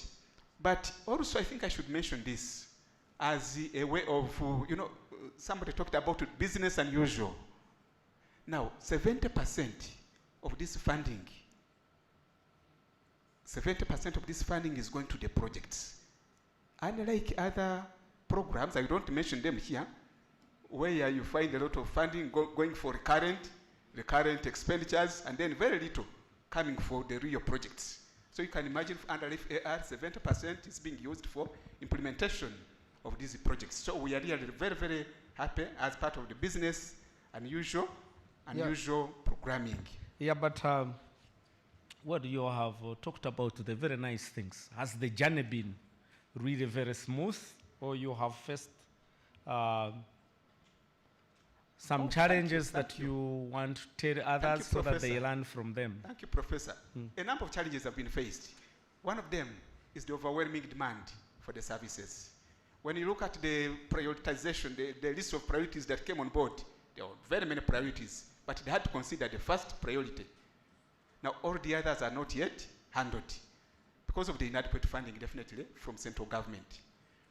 So the issue of those pressures is still on, but also the other local governments that are not yet covered. I've already talked about this in terms of the parishes, but also the sub-counties. Then the issue of, I think, community participation previously, I think, has been more of lukewarm, but it is now real. It is now real, and I think there would be need for more capacity building. There would be need for more capacity building, especially in the area of M&E, the mayor, monitoring, evaluation, and learning. This is still a little bit work in progress. So we still need to strengthen that, the mayor, so that it can inform future programming. But by and large, I think this project is a success. Okay, I will turn now to Samantha from Give Directly. Maybe you will talk about this organization briefly, maybe 30 seconds. And we want to know how can these financing approaches better reach and empower communities, and the lessons we learn from direct financing for locally led adaptation. Do you think this model we are using is appropriate? Thank you. I hope I'm audible. Yes, so Give Directly is a non-profit organization that believes in giving unconditional cash transfers to the world's most vulnerable. In Uganda, we've been active since 2013, serving over 116,000 households across the country. Now, when it comes to climate, or before I get to the climate bit, one of the things that we believe as an organization is that individuals deserve dignity, agency, and choice. So instead of us telling them or dictating what they need, we give them cash, and they know best what their needs are. One of the benefits of cash is that cash cuts across different thematic areas. So if you think about it, with cash, you can take care of your health needs, you can take care of shelter, you can take care of food, and so on and so forth. So when we think about climate, Scovia alluded to this earlier, the locally led adaptation is basically decision-making led at the local level. So when you're putting cash in the hands of households, that is the most local level you can get to, right at the grassroots. So we're asking these families to make decisions, adaptation decisions, and they know. We recently went to Teso region as we were scoping for a new project. And so we met with individuals within the community to ask them, what kind of support do you need? And many of them understood the risks that they faced in climate-prone environments. So it's not that there's a knowledge gap. The issue is financial constraints. They know the risks, they want to change, but they don't have the finances or the resources to make that change. And so that's where Give Directly comes in with the work that we do. I'll talk briefly about, in 2022, we implemented a program in the Elgon region, Bududa, Manafwa, Sironko, and Namisindwa, which we know are districts that have been, unfortunately, affected by landslides and climate shock. And we gave these households that were in the most riskiest of areas, we gave them cash. And we were hoping that they would relocate. What we ended up seeing is that about 39% of them bought land. We went back a year later, and 77% of those individuals had relocated to the new areas where they bought land. That's an adaptation. We also saw 77% of people invested in diversification of livelihoods. That's adaptation. And the most common thematic areas or the most common decisions that we're seeing with cash are around housing, land, livelihoods, and then education. Because I think also culturally we understand the importance of education.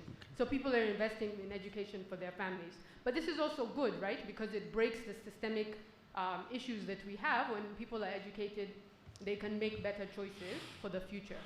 So yes, I do think that what the government is doing and what Life AR specifically is doing is great because it's going to the grassroots level. And what we're trying to do as Give Directly, working with the Ministry of Water and Environment, is see how we can complement both Life AR and cash at the household level. So ultimately, the plan is to get to a place where we can work in Life AR districts, maybe not now, and say what happens when cash is added to existing infrastructure improvements that have been able to be implemented as a result of Life AR and locale. Yeah, but we really know that cash can be very tempting. So you give cash to the households. How do you ensure that they really channel this cash to the purpose and most importantly to climate resilient building activities? Great question. So this is why community of practice is important, so that we can share evidence.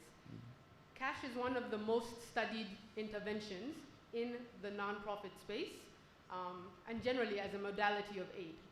And the evidence shows us that contrary to popular belief, people are not spending cash on the quote-unquote wrong things. But I think we also have to take a step back and assess what is the wrong thing. There's a story that I always tell of a grandmother who was given cash as part of our program, and this grandmother spent her money on a TV. Now, who here thinks that a TV is a good decision? 2 people. Most people would say it's not. Why are you spending your money on TV? You should be spending it on housing, on education, on health, on livelihoods. This grandmother was raising her young granddaughter. Her granddaughter would go into the community late at night to watch football in local pubs. And so the grandmother said, I need to know that my granddaughter is safe. The safety of my granddaughter and her future is the most important thing. The only way she could allow her granddaughter to be at home was if she brought what the granddaughter was looking for to the household. Now, who are we to say that that's not a good use of cash? So I will now turn to the academia, but before I turn to you, Alex, we have another panelist, one of the children who was Adrian in Insiba. Can you join the panel?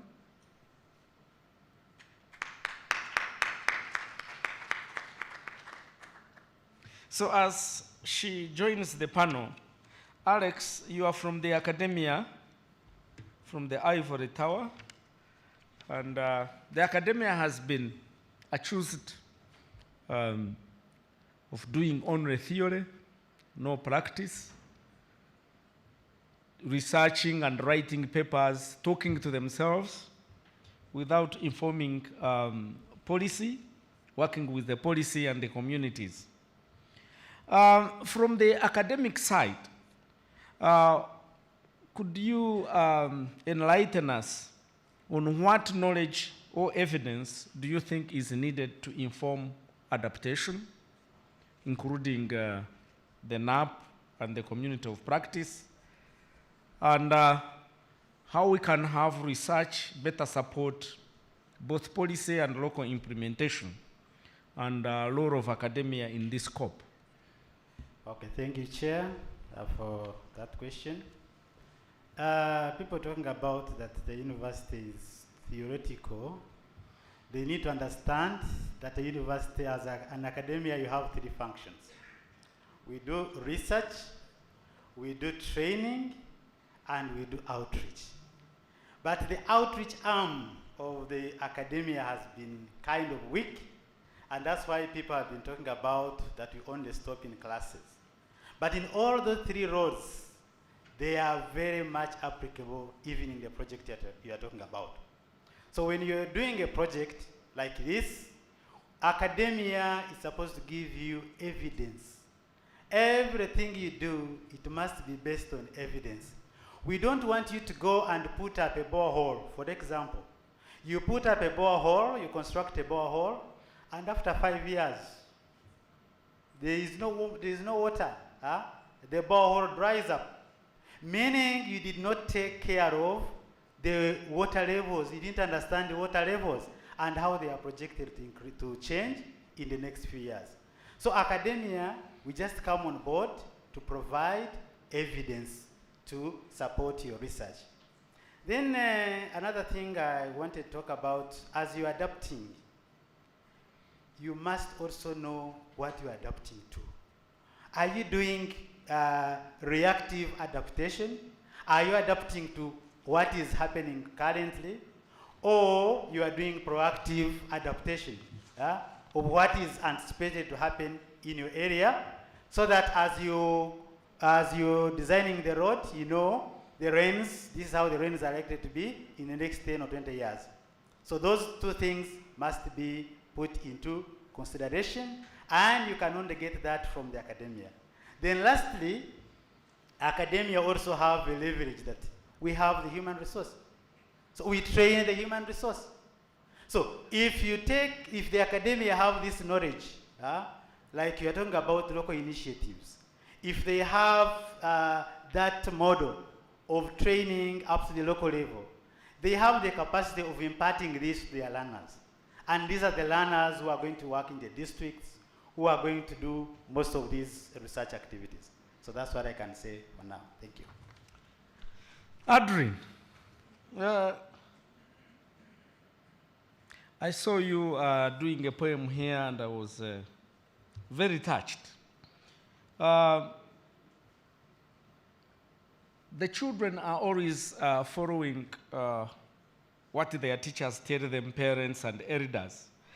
But I saw a lot of innovation. What do you think children can do in this community of practice in influencing adaptation decisions and action?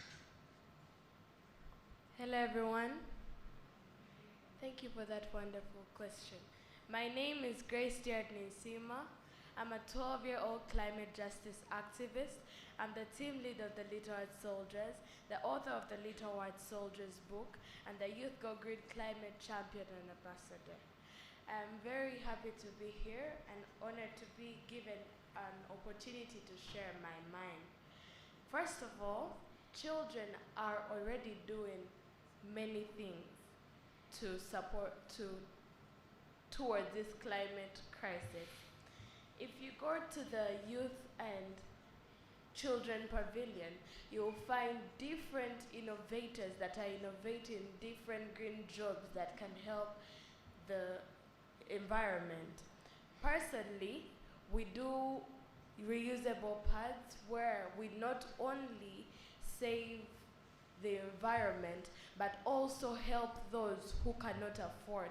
For example, in those grassroots districts and villages far, far away, you'll find a girl who is not going to school, not because they do not want to, but because they do not have an opportunity to. So, like you said, yes, we do follow what our teachers tell them, bringing me to the point of embedding different topics in the school curriculum. Right now, we have different things, like you say, why aren't children innovating? Why aren't children being part? Why aren't children at the front line? One of the reasons is because we do not know what is actually going on. All we are introduced to is math, English, science, SST, and so on. And yet, subjects like climate change should be included in the school curriculum. That is why I ask people who are in education, please think about things like this. Last I checked, in the Ugandan policies, we have very good policies, campaigns that have been started, but like he said, they're not taken good care of. They're not seen to accomplishment. They say to Vekavera, let us stop using polythene bags. But how many strict laws have actually been there? funds that would actually help invest in some of these problems like boreholes, or let's say starting NGOs, government schools, so children can start innovating. And to say the truth, we already are. We are not just waiting for opportunities. Personally, the Little Earth Soldiers have traveled to Nairobi just to be part of the Africa Climate Summit, not by bus, because we might not be privileged, but it's because we carry the heart that cares for our environment. I personally have been to Ethiopia for the 3rd Climate African Summit. While people were spending 1 hour or even less to go there by flight, I and my mentor spent 90 hours on the road, which equals to 6 days to and fro. Not because we want to go and show that actually this is what we're doing, so we need the funds, but because we actually care and we want to learn more, because it's from things like that that we actually learn, and we speak from experience, knowing that we are the future and we're not going to take it being sidelined. We are already acting. Thank you. Let me now go to the last panelist, Rita. You are a community development officer in Kalungu, and we have had these nice stories about the Life AR activities in the districts. But we're interested in knowing how communities get involved in prioritizing these adaptation investments, and whether you really have seen increased community participation, and how the communities can be supported.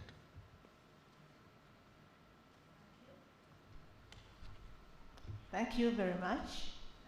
Indeed, I am a community development officer from the mentioned district, and I've participated in this Life AR project. We have really engaged and re-engaged our communities through a number of levels. We have brought on board parish community climate change committees to ensure that they are the voice of their communities. So they represent the voices or the contributions from their communities. And in this, they have been able to provide land for these projects that we have implemented. They have been able to monitor the projects that we have implemented. And initially, they were involved in the climate change vulnerability analysis, or assessment, where they came up with which key sub-counties and all villages that we can work in. You know Kalungu by its name. Kalungu means a small desert. So in that case, the whole of Kalungu is a what? Is a small desert. But our communities, or our key representatives from those communities, managed through their participation to identify the key areas that are not really well off to benefit from this kind of project. So community participation is very key in this, as it enables we, the thinkers, as we may think, and also the implementers, to engage ably with our communities, give them the space to talk to us, and come up with very, very beautiful ideas that can benefit them in the long run. Thank you.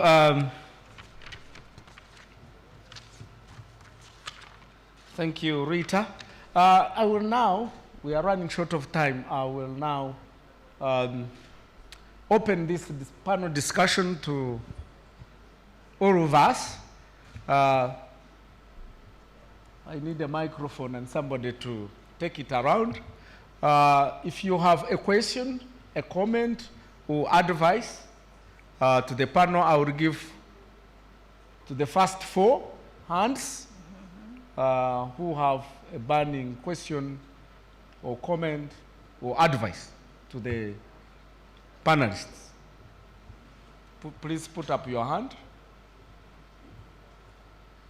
I don't see any hand, so everything looks to be very fine. I will get back to the panelists and I give each of you just 30 seconds to have a closing remark. It could be maybe a top priority for this community of practice in its first year. What should it do? Or anything that you will have to wrap up our discussion. I will start from here and continue until we reach our youth. Right. I will start from here. Thank you. Mine is very brief. I think for me, obviously as a cash activist, I would very much like to see us get to a point where we're integrating cash into our national adaptation strategy and integrating direct financing to households as the most local level of adaptation. We continue to advocate for this as Give Directly. We've seen the evidence that it works. And I mentioned before that we're working with the Ministry of Water and Environment to see how we can take this forward. I think you should come to my home and bring some cash there. So next, Rita. Thank you very much. I want to call upon our local governments to continue engaging and re-engaging our communities to ensure that our vulnerable groups, the women, children, persons with disabilities continue to come up and give us their beautiful ideas. Prana. Thank you so much, Professor. I want to thank the Minister of Water and Environment for engaging local governments in this discourse, and I want to encourage you that you maintain the pace, especially under the Life AR framework. And I was particularly touched by the poem by my sister, young daughter, Adrian. Grace. Especially where she was shedding tears. She's very, very passionate about issues of climate change and environment in general. I think as duty bearers, especially for us from our local governments, being on the ground, we must definitely pick a message very, very well and ensure that going forward, we passionately handle issues of environment and climate change so that this world and this earth, we can enjoy this earth, but also the future generations can also live to enjoy it. Thank you, Mr. Professor. Dr. Nimsima. Thank you, moderator. My concluding remark is that as we do research, we need to work together. As we go to the communities, we should not leave anyone behind. As you've heard, each of us has a role to play. The academia have a role to play. The local governments have a role to play. The policy makers, if the policy environment is not good, then you'd not be able to implement these activities. Thank you very much. And finally, the youngest person on the panel. My concluding remarks would be, please continue supporting children and youth-led movements. Yes, we have seen improvement in support when it comes to youth-led movements, but even we also want to see a change in children-led movements, because just because we're children doesn't mean that we do not have something on our heads that we want to portray. And also, as we're supporting when it comes to COP, we want to see children in high-level plenaries. Let's say, like at COP, we have never seen an African child being in the plenary, sharing our minds. So please continue the good work. We're very humbled and honored that we're being included in this space. Thank you. What a way to conclude this panel discussion. A bigger clap for the panelists. And of course, the moderator also. So my brief ends there. I will hand over back to our MC to guide this forum. Please come back.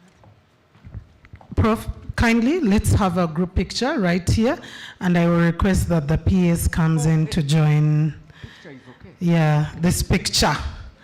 We need to have it. I think it will be great if you stand. Yeah, if you stand, then the PS will be joining. And immediately after that, of course, we're also going to have our permanent secretary actually speaking to us, because immediately after that, he will not be going back. He will actually, I will take the honor to invite him just to be able to save up time, especially with protocol issues. I will bless myself with the power to invite Dr. Alfred Okoto-Kidi, the Permanent Secretary of the Ministry of Water and Environment, after he takes that picture, to officially come and speak to us. And after that is when we will be transiting into the official launch of the Uganda LLA Community of Practice. Thank you so much. Let's give our panelists a big round of applause. And of course, our moderator.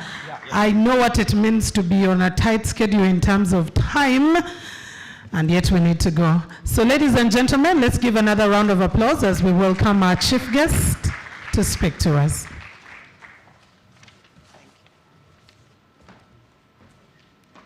Thank you, Mildred. I thought I was the host. Representatives of the government partners, the keynote speakers, the panelists, the moderator, Prof, distinguished ladies and gentlemen in your various respective capacities, let me stand on the existing protocol.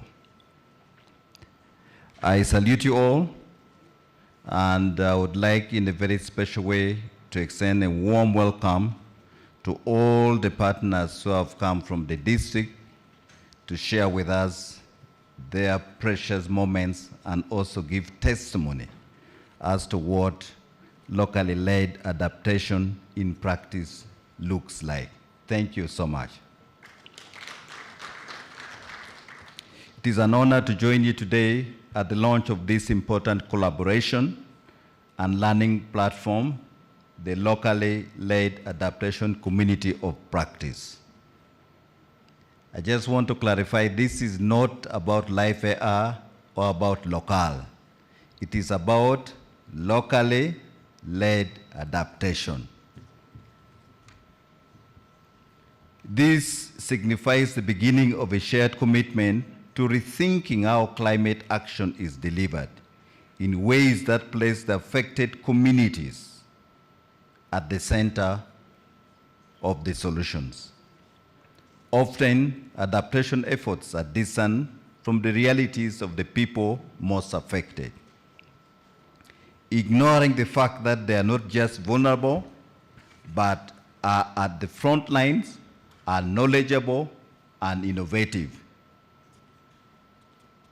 By embracing and leading implementation of locally led adaptation programs, for example, Live AR and Local, the government of Uganda demonstrates commitment to redefine the delivery of climate action to more impactful, risk-informed, and locally driven approaches.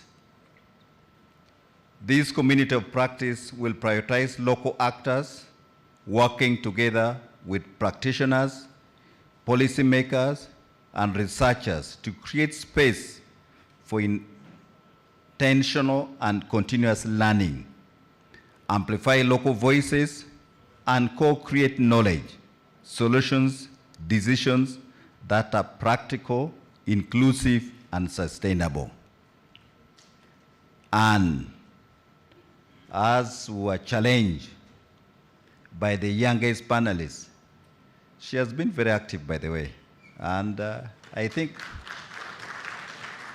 I promise you something which is still outstanding.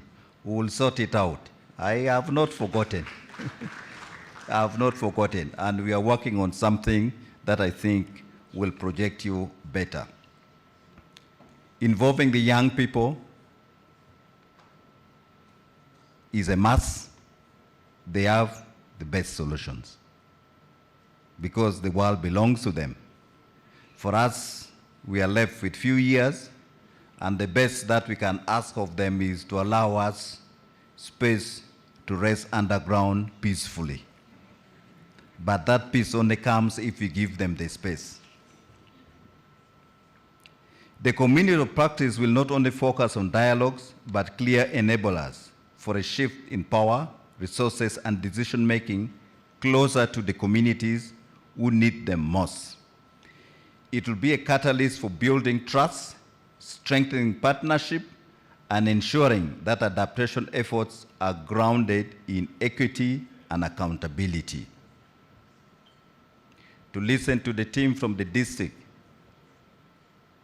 speak about climate change in a very robust and easily understandable language, I think testifies to the fact that this approach is working. And continue and be the ambassadors, because we want to ensure that all the local governments get enrolled on board, and we shall. Ladies and gentlemen, the LDCs usually grapple with challenges of evidence and data on both impact and intervention to support engagement and resource mobilization. This locally led adaptation community of practice creates an opportunity for consolidation of evidence and documentation to support adaptation efforts. The locally led adaptation community of practice will support the implementation of nationally determined contributions, the national adaptation plans, and align well with the core mandate of the Ministry's Climate Change Department in coordination of climate action. As we launch this LAA community of practice, I encourage all of us to reflect on how we can collectively ensure adaptation is effective and local leadership is not just a principle, but a growing reality we actively enable. I implore the political and technical leadership of local governments to be more forward-looking, proactive in holding the national government and partners on delivery of adaptation support. I would also like to echo that the launch of the LAA Community of Practice marks a significant milestone in ensuring that practices and lessons from implementation of grassroots adaptation and resilience initiatives and measures shape national and global policy and development priorities. Allow me to thank all the distinguished guests and delegates who have joined us here today. Your presence signifies the willingness and the commitment to work as partners of a shared cause. In a special way, I would like to thank the government of the United Kingdom, Ireland, Canada, and Quadrilateral Climate Foundation for the financial support through the Live Air program in hosting today's launch event. I do implore and invite all of you to work with government of Uganda in supporting the operationalization of Uganda locally led adaptation community of practice. Let's keep it simple. Let's keep it easy for our people. That is the only way it will continue to be relevant. And from what we heard from the panelists, I think they were simple, easy to remember what they have said, because we were not bombarded with those jargons. That is so common in some of these things around climate change. With this, it is now my honor and privilege to launch the Uganda locally led adaptation community of practice for God and my country.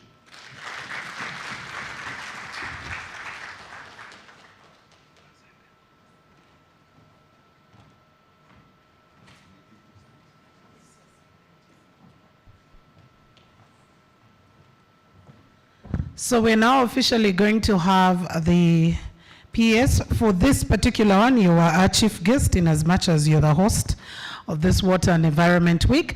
And I'm going to request all our partners, our development partners, to please join side by side as the permanent secretary appends his signature to officially launch the locally led adaptation and community of practice commitment board. To all our panelists, I think we also need to draw closer because you're also going to make sure that you sign right on there. Yes, officially we have had a PS sign. Please, can we have all our panelists come in and also be able to append your signatures. I am going to invite all the representatives of our development partners, please, the RCCs, Irish, UK, UN, CDF, Give Directly, and all our development partners, please make sure that you come. Our panelists, please, if you are behind.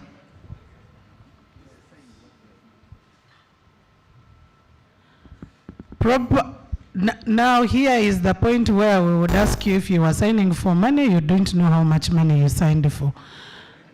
Yeah, but we're definitely going to have that officially read out. I will have a microphone, and of course, the PS already appended the signature.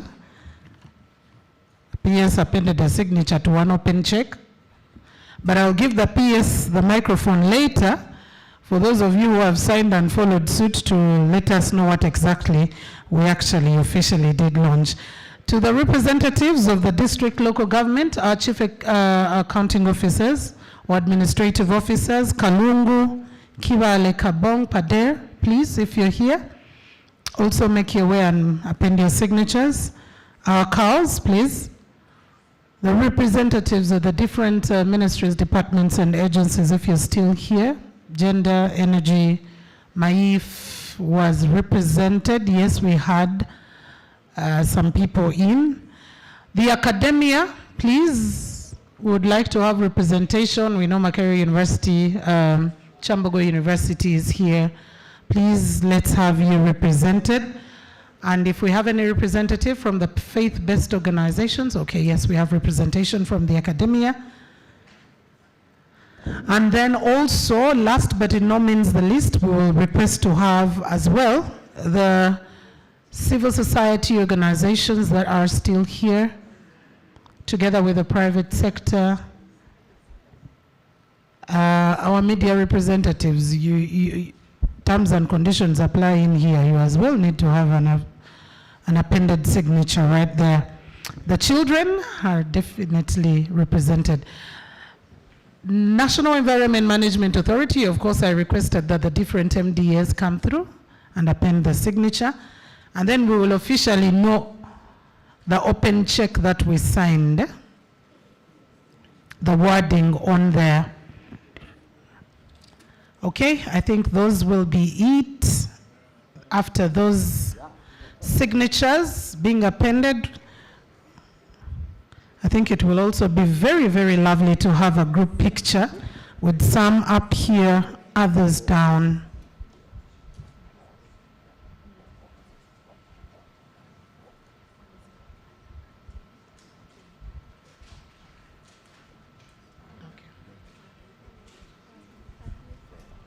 And so, by the way, as we get to leave here, please do not go. After all, there is jam. I'm just saying. So please wait for jam to subside by joining us for the cocktail. We're going to have the cocktail at the basement, the canteen where we had our lunch. So if you want jam, you can go. But if you want to continuously engage and be a part of the fanfare, and just celebrating this milestone, please join us in the basement. So, PS, we are wondering what we signed up for, especially that you say this was not about local, it wasn't about Life AR, but it was about the locally, the LLA, Community of Practice. Let's now get to see what we signed up for, what it says. This is where you know people who ate carrots and apples. It reads, Uganda Locally Led Adaptation Community of Practice Pledge. We, the undersigned, commit to supporting the Uganda Locally Led Adaptation Community of Practice and to placing communities at the heart of climate action. We pledge to work with trusted local structures, promote inclusion and equity, and value both indigenous and scientific knowledge in building resilience. We will support locally driven solutions, a whole-of-society approach, uphold accountability in all our actions. Together, we commit to championing and scaling locally led adaptation for resilient and sustainable Uganda. Thank you. Wow. Now you know the PS had, yesterday our minister said we eat what? Entuntunu, right? The gooseberries. So you now know the PS had enough apples and carrots, the distance from where he was reading that pledge. So ladies and gentlemen, we want to say a very special thank you to you all for making your time. It's been quite a lengthy day, but you managed to stay in. Officially, after the PS signed off that commitment board, we bring this to a close. I will request that we have a group picture. I don't know if we all could be able to fit. I just wish that we could be. But maybe I will ask our photographer which would be best, some up, some down, or some seated and some at the back.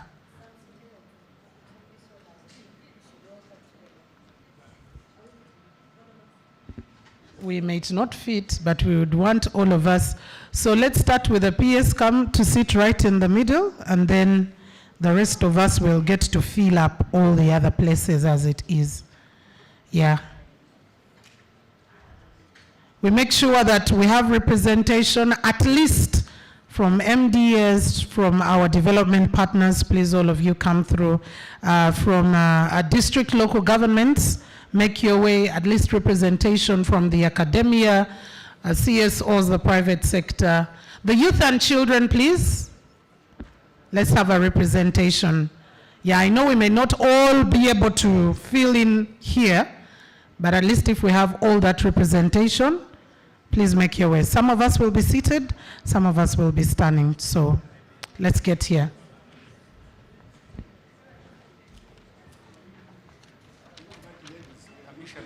Scovia. I am wondering where Scovia ran to. Commissioner Mohammed. And like I said, please join us for the cocktail or go to jam. God bless you. Yeah.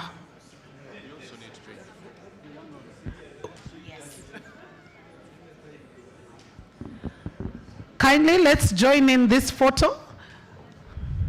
Another oh yes, I was asking for Scovia. I hadn't seen that she was actually seated. Dr. Daniel, please, let's make our way. This picture is not yet fully.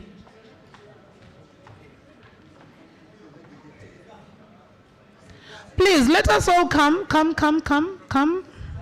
Back in the day, we even used to like, some would squat, some would sit. We want a jolly picture, by the way. Dr. Daniel, you can have a seat. Oh, it's saved for, yes. We are having a seat saved for the ladies here. Okay. That the men have been standing too long. Make sure you're not in the crop zone. Make sure you're not in the corners of the picture, because we might want to edit it and then we cut off your hand and then you will complain that we cut off your hand in the picture. To our paparazzi, is that good? Are we good with that? The picture is here. I tell you, if you put me in the crop zone,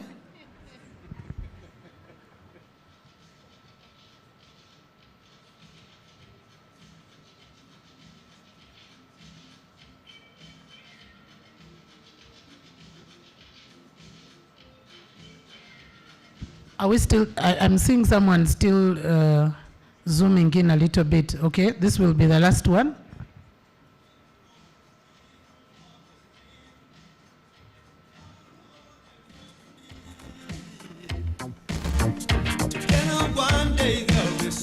Okay, the smiles, that is the last one for the smiles. All of you were looking so gloomy.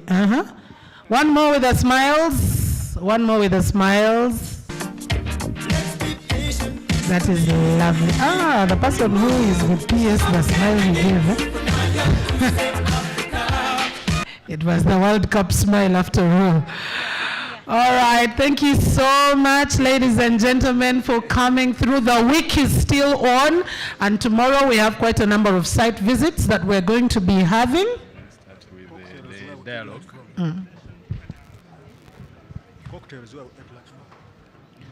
So, and tomorrow, by the way, we are having the walkers doing their standing, 24-hour stand for water and environments. It will be starting early in the morning.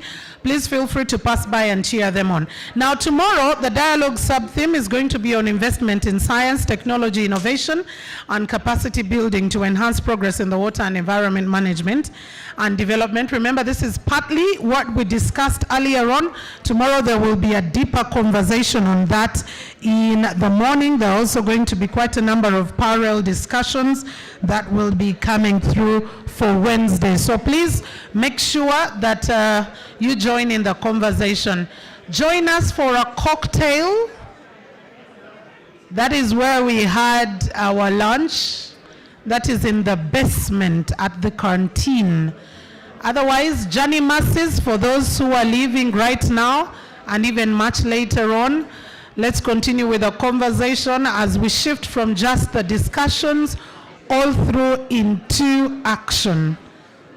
May God bless you until we meet again. Tomorrow we'll be yet another conversation all the way up until Friday.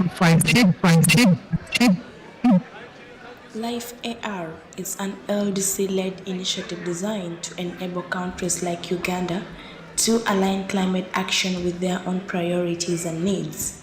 At both the national and subnational levels, institutions play a crucial role in ensuring the success of Life AR. By working closely with local governments, NGOs, and communities, these institutions help to bridge the gap between policy